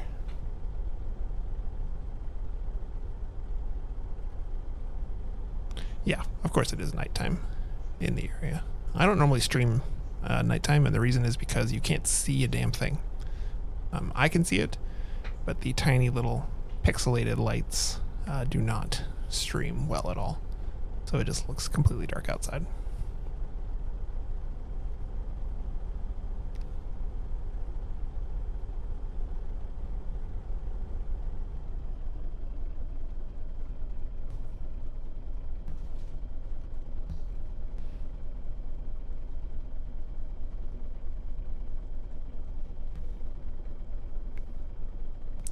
This time I'm going off-road on purpose. Yeah, Explain at night does look really nice. It just doesn't stream well. That's the unfortunate thing. The compression really screws it out. All those trees are not there. Who should you call? If you want to contribute to OpenStreetMap data, it will show up in Explain eventually. All right, let's do our next leg of planning here. Set the brake. Love that brake sound. It's amazing. Yeah, I don't know what the Baron parked at the run-up is doing. Helena Moon 123, thanks for the follow. Appreciate that. All right, so we're gonna go into Peoria, and the nice thing about Peoria is it has an ILS, so we can fly to even more of minimums there, and I think we should. We are currently southeast of the airport. We're going to depart and fly. Basically, we're going to kind of go VFR to the northwest, so Than can see his house, and then we will we'll crank down the weather and go over to run this approach, because this lets you get down to 200 above ground. So we'll play with that because that sounds fun. We will cheat and use the GPS a little bit here, just for the purposes of making our lives easier. So the initial fix here is going to be Sadie. Oops. Yes, Thane can come wave at us.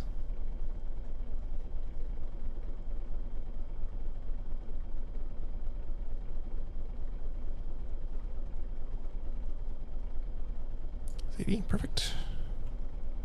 Yeah, it'll be overcast 300-ish, just to make life more interesting. All right, let's roll.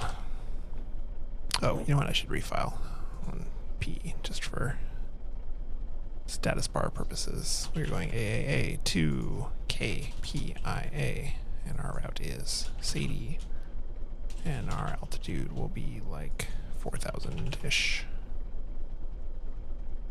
Okay. Oh yeah, fuel. Thank you, Than. We had plenty in the right tank, but I'll just top it off just so that we don't have to worry about it. Just in case we have to run the missed approach and that sort of thing. 10 degrees flaps. Reset the trim.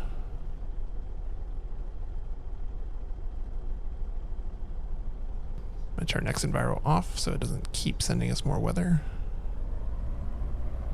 Let's roll.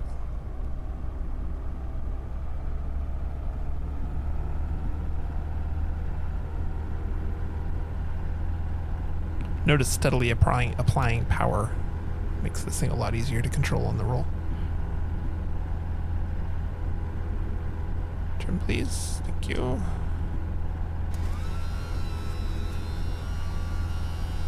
Wheels in.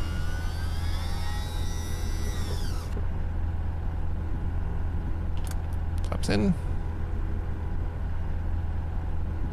You can see this airport is not completely modeled because it looks like there's some hangars, buildings in the real life that have not been drawn. But somebody at least put some static airplanes down and did something. Something is better than nothing.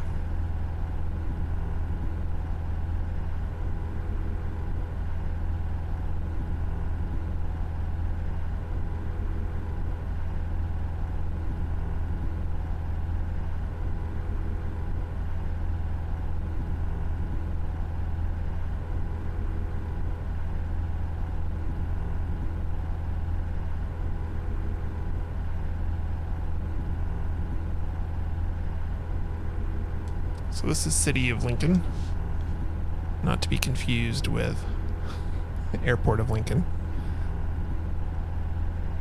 And I'm realizing that I don't actually know precisely which one of these roads to follow for you, Than. Is it this one here? I found it earlier.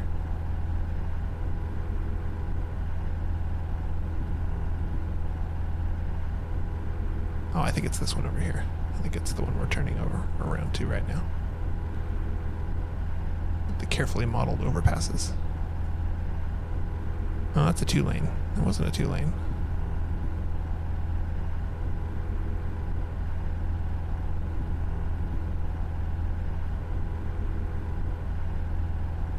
Is it this one on the right?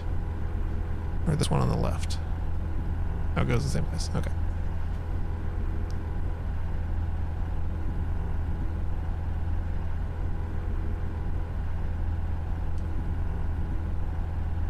So we'll follow this road for a little bit.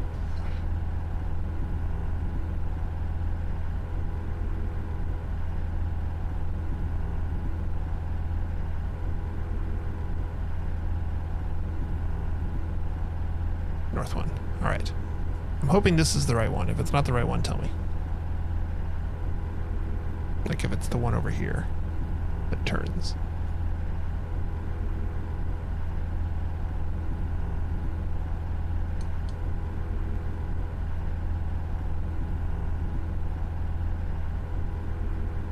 All right, the curved one. There we go. We got there.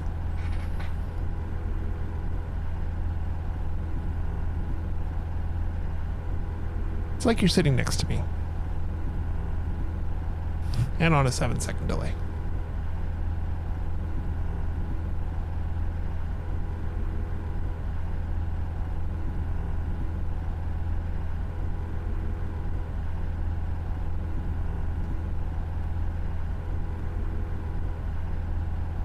It's all right. Backseat piloting is appropriate in this case.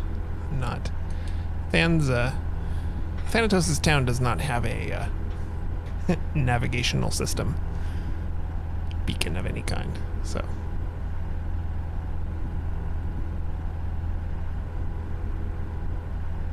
That's it right there.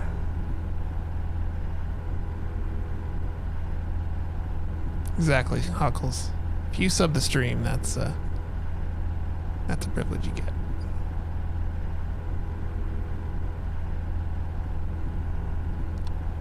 We'll buzz Than's house here real quick, and then we'll get set up for that approach.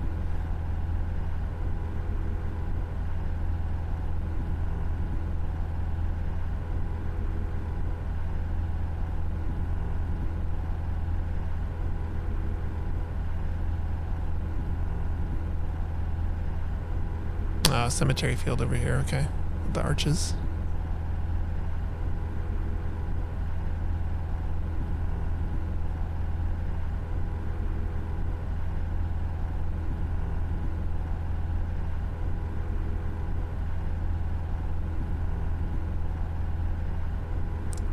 Looks like a nice place then.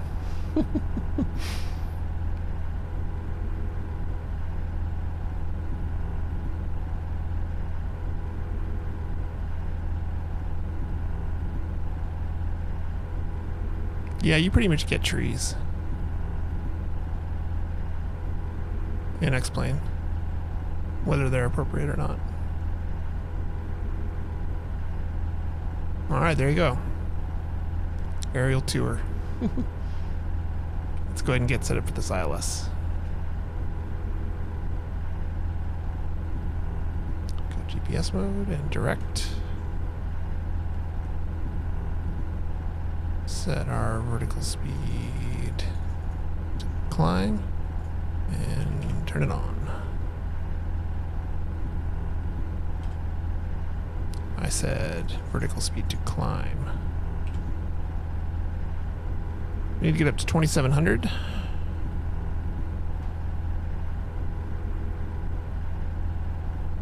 For the purposes of this approach. The ILS frequency is 11055. I'll set it on here too, since we're using the primary for getting to the FAF right now. Yeah, your city's Twitch famous, exactly.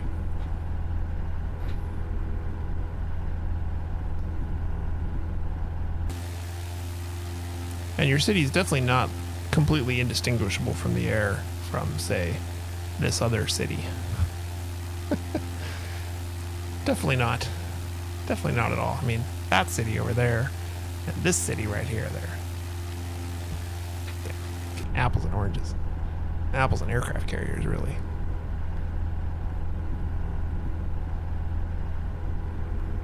Yeah, see, exactly. It's empty. I mean, I didn't want to say it.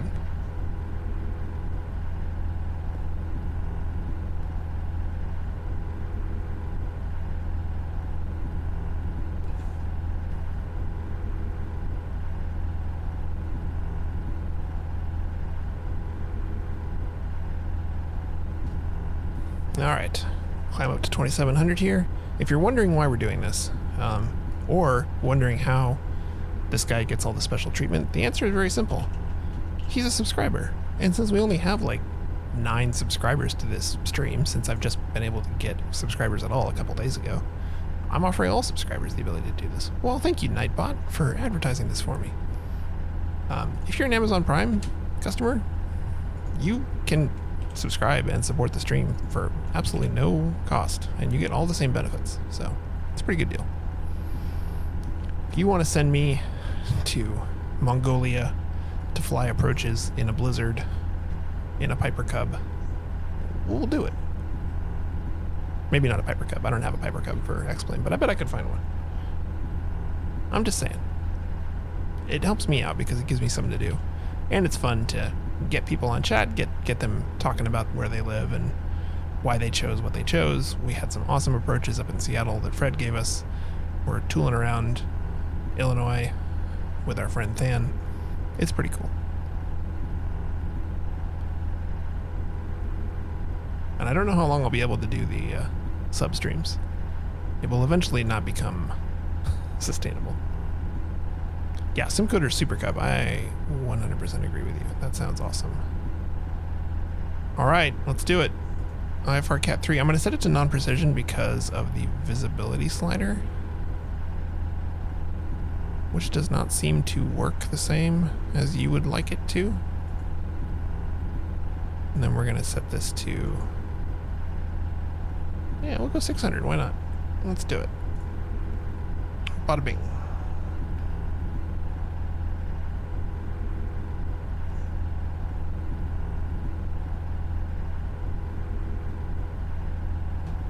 So unlike the last approach, this one has a more interesting descent section down here. Namely 2700, which is where we're at right now. When we basically get to where this fix that we're going to, and we'll probably just do a quick loop around to get ourselves set up, we'll then hopefully be receiving the glide slope and can descend. If we aren't receiving the glide slope, we can descend using the DME with these sort of step downs. And the final descent altitude is going to be 850. Which makes me actually realize that we set that too low, because it's set for 660 MSL. Yeah, that's too low. It needs to be at like 1,000. Because the terrain rises between where we are right now and there. So if we need to, we'll do the missed approach and we'll go back around. That's fine. I can dig it.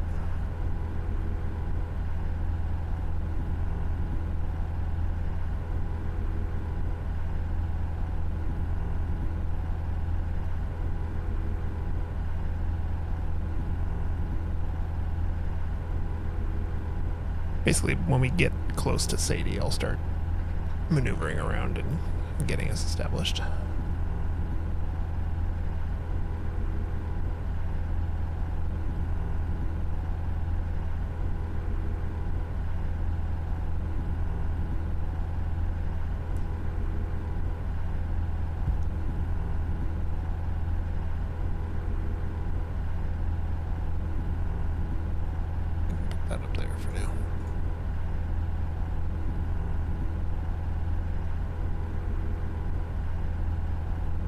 have it so we're going up.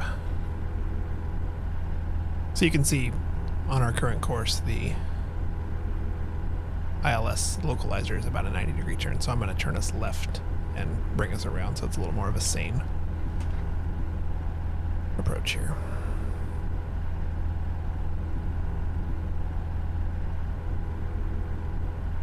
Go into heading mode.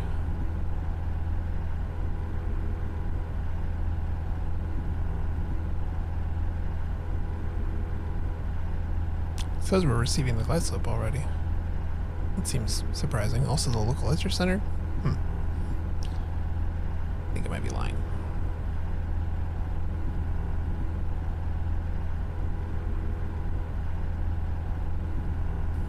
This is where we find out that X-Plane does not have this approach modeled correctly and we can't land. If that's the case, we will make a new plan.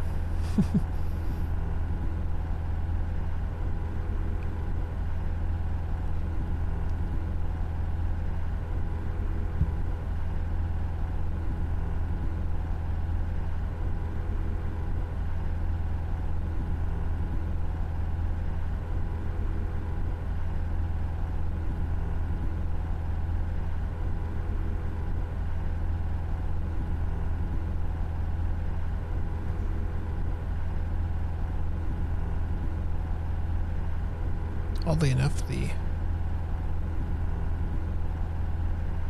approach course is 041. Okay. Alright. That's the same exact approach course as the other approach we just did. Somewhat surprising, but sure. We'll go with it.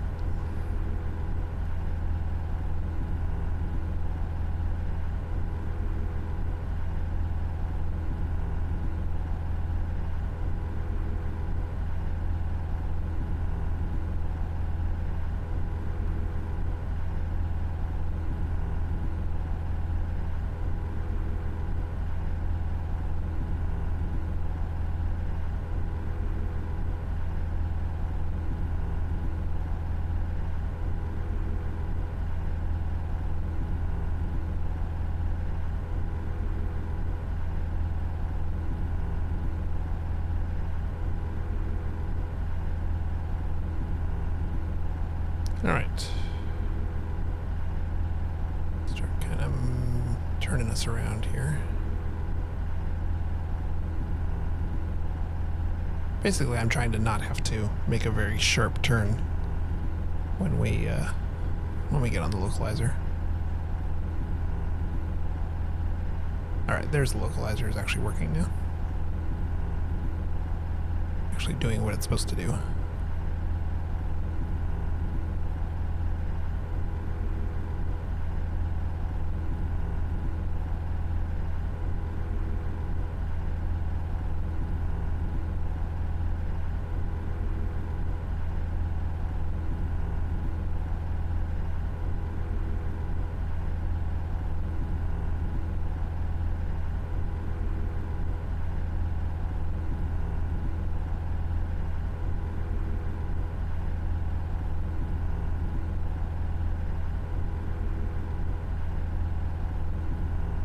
And unlike the previous approach, this one should pretty much dump us out on the threshold of the airport. Or of the runway, I mean. Like last time we had to do a little bit of maneuvering to get lined up. This time it should all be right there. Yeah, the town's out there somewhere. When we land, I'll clear the weather out and we can take a look at how everything looks.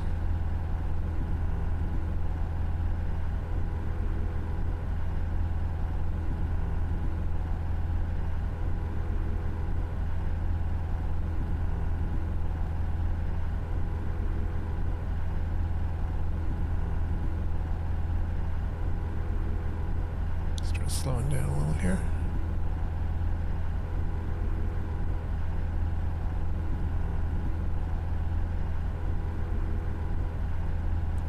Once we get inside of Sadie, which is 12.8 DME, we can descend to 2400.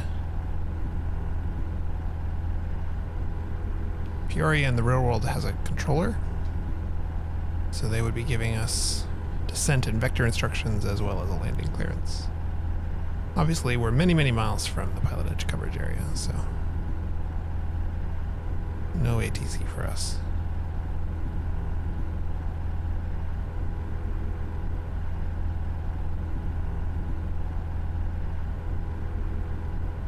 All right, watching this needle now to see when it starts zooming across. We're headed away from the airport for just a moment. Slow down a little bit more.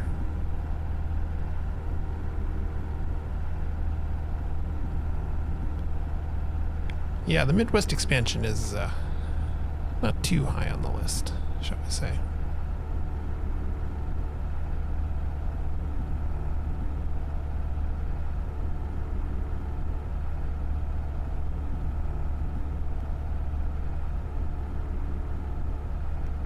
Okay, needles on the move.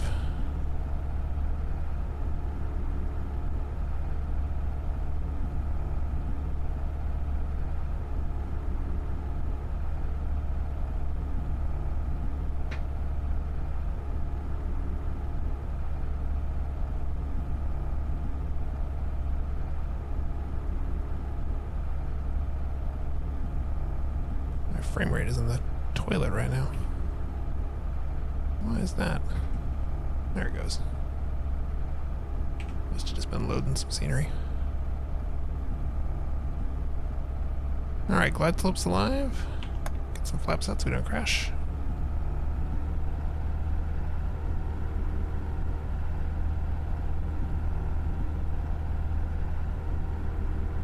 Chase down that glide slope. And localizer. Go full flaps and gear here.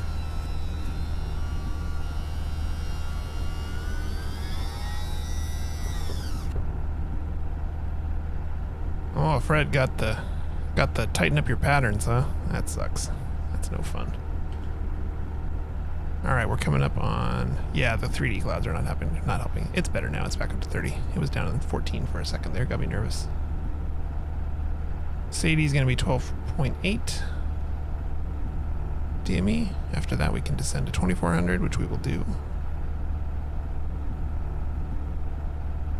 And we are all set up for the ILS.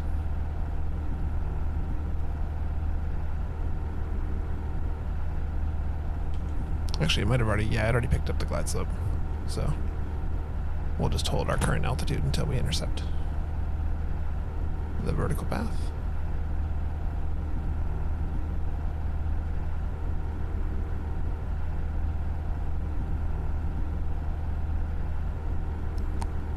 Oh yeah, 152 with 2 people and max fuel is basically a brick with a very small but impotent engine on the front of it, so that's not too surprising.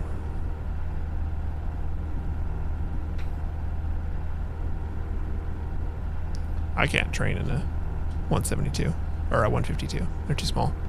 I literally cannot fit. I'm 6'5" and too small. A 172 is tight for me. Doable but tight. 182 is awesome. Big fan of the 182. Feels like a pickup truck.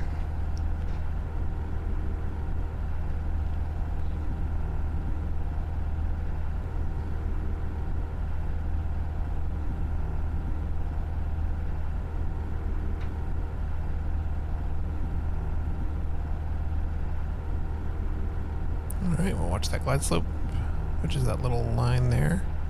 See if it marches down. We should automatically descend then, since we're on approach mode. Lights are good, flaps are down, wheels are down.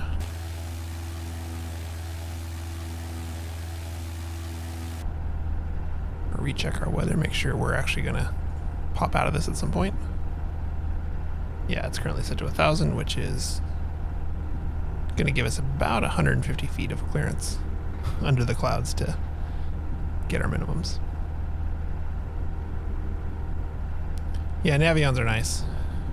For me, the lottery plane has got to be either a Cirrus or something even stupider like a Eclipse, depending on how big the lottery winning is and whether I have enough money to put fuel in it.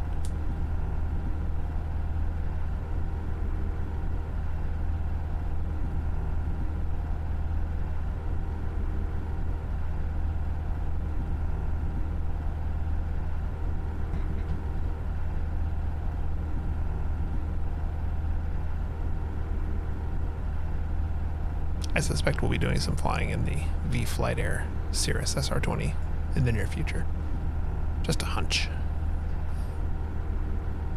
So we'll get the chance to experience that thing.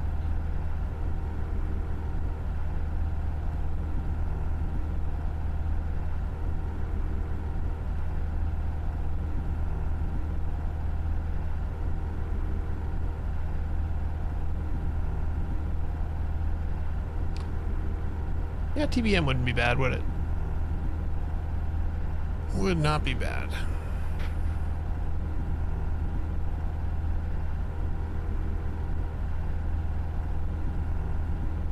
So this is counting down our distance to the airport. To the end of the runway specifically, 9 miles. Airport elevation is 650 feet, so even though we haven't started descending yet, we will soon, and it won't take that long to get down.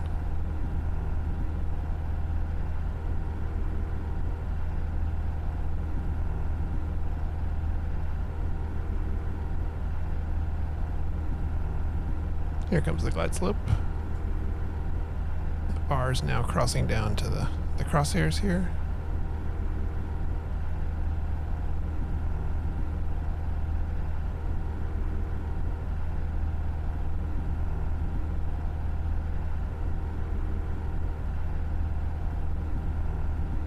There we go. Nose is down. Power can come down.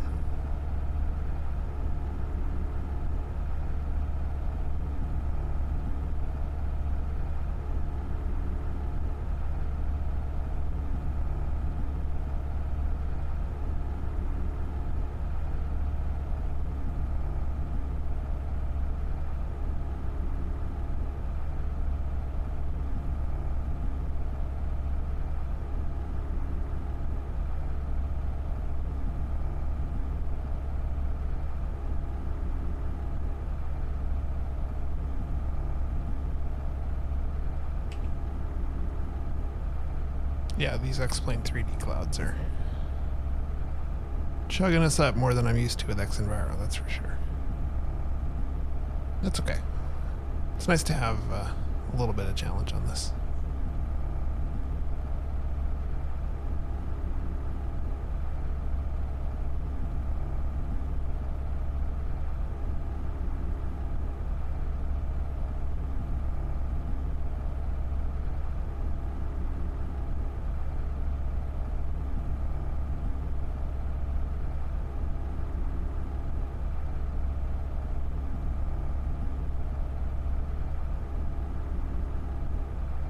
There's 2,000 feet. All looks good. 5 miles to go.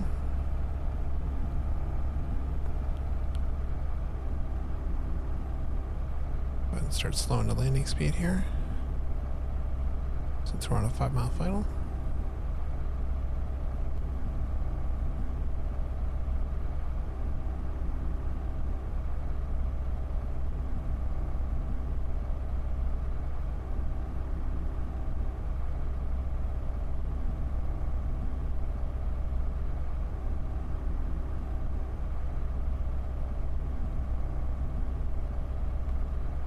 $1,700. Go ahead and pull the autopilot off.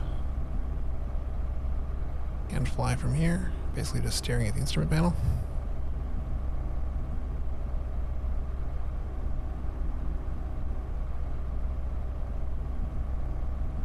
One thing X-Plane does really well is those swirling, kind of cloudy things. They're very disorienting. 1,500, we're a little right of the center.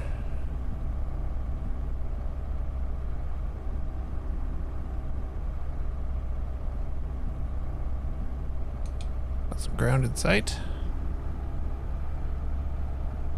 Still on the runway.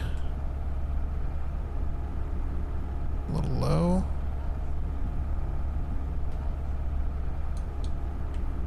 Still on the runway.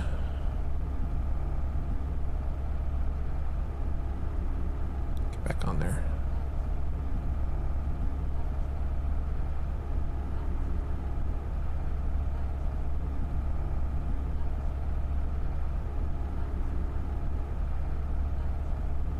did we get so far off the localizer?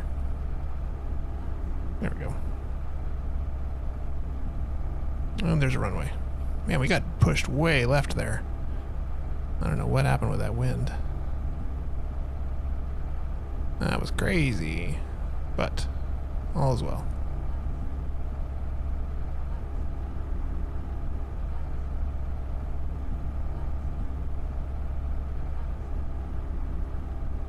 Popped out just in time to get things back on track.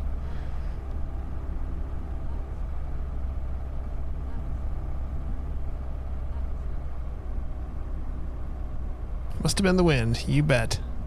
It is disorienting if you haven't tried flying a plane without visual reference, even in the sim. You lose your mind real quick.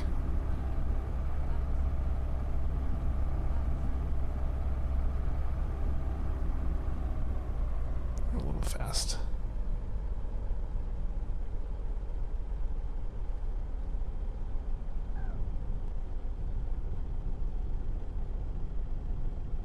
All right.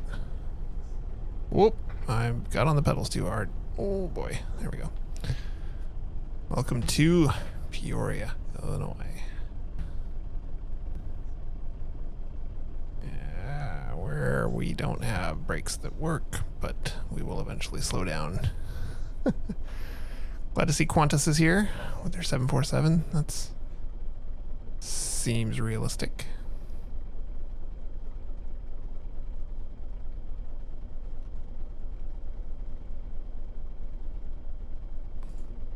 Turn X Enviro back on. Let it clear out the haze and the overcast. Hey, what do you know? It's a nice day. Yeah, empty field myopia is no joke either.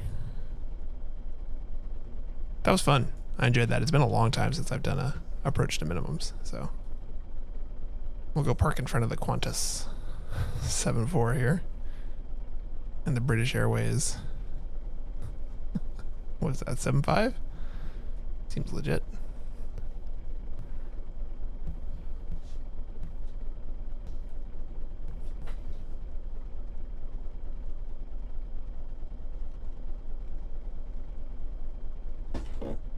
Brakes on.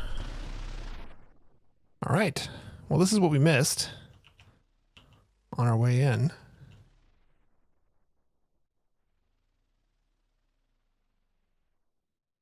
Lovely city of Peoria, Illinois. Does at least have a terminal.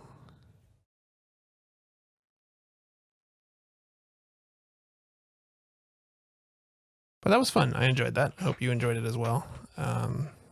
If you didn't enjoy it, and you could make a whole lot of better decisions about what we should do, then there's an easy way to fix that. Subscribe and get your own stream. You call the shots. You do a better job. But I thought that was awesome. That was super fun. Thank you to Athanatos for tour guiding us around the corn and bean fields of central to western to southern Illinois. Thanks to the chat for keeping things fun and interesting as always. We have 2 more subscriber streams planned. I don't know exactly when they're going to happen because I got to make sure the people in question will be here to see it. But there's room for more for now. Don't know how long that'll be true, but for the next couple at least, we can get you in. As usual, I'll be on chat and Discord for a little bit afterwards if you want to say hi. And thanks for watching. See ya.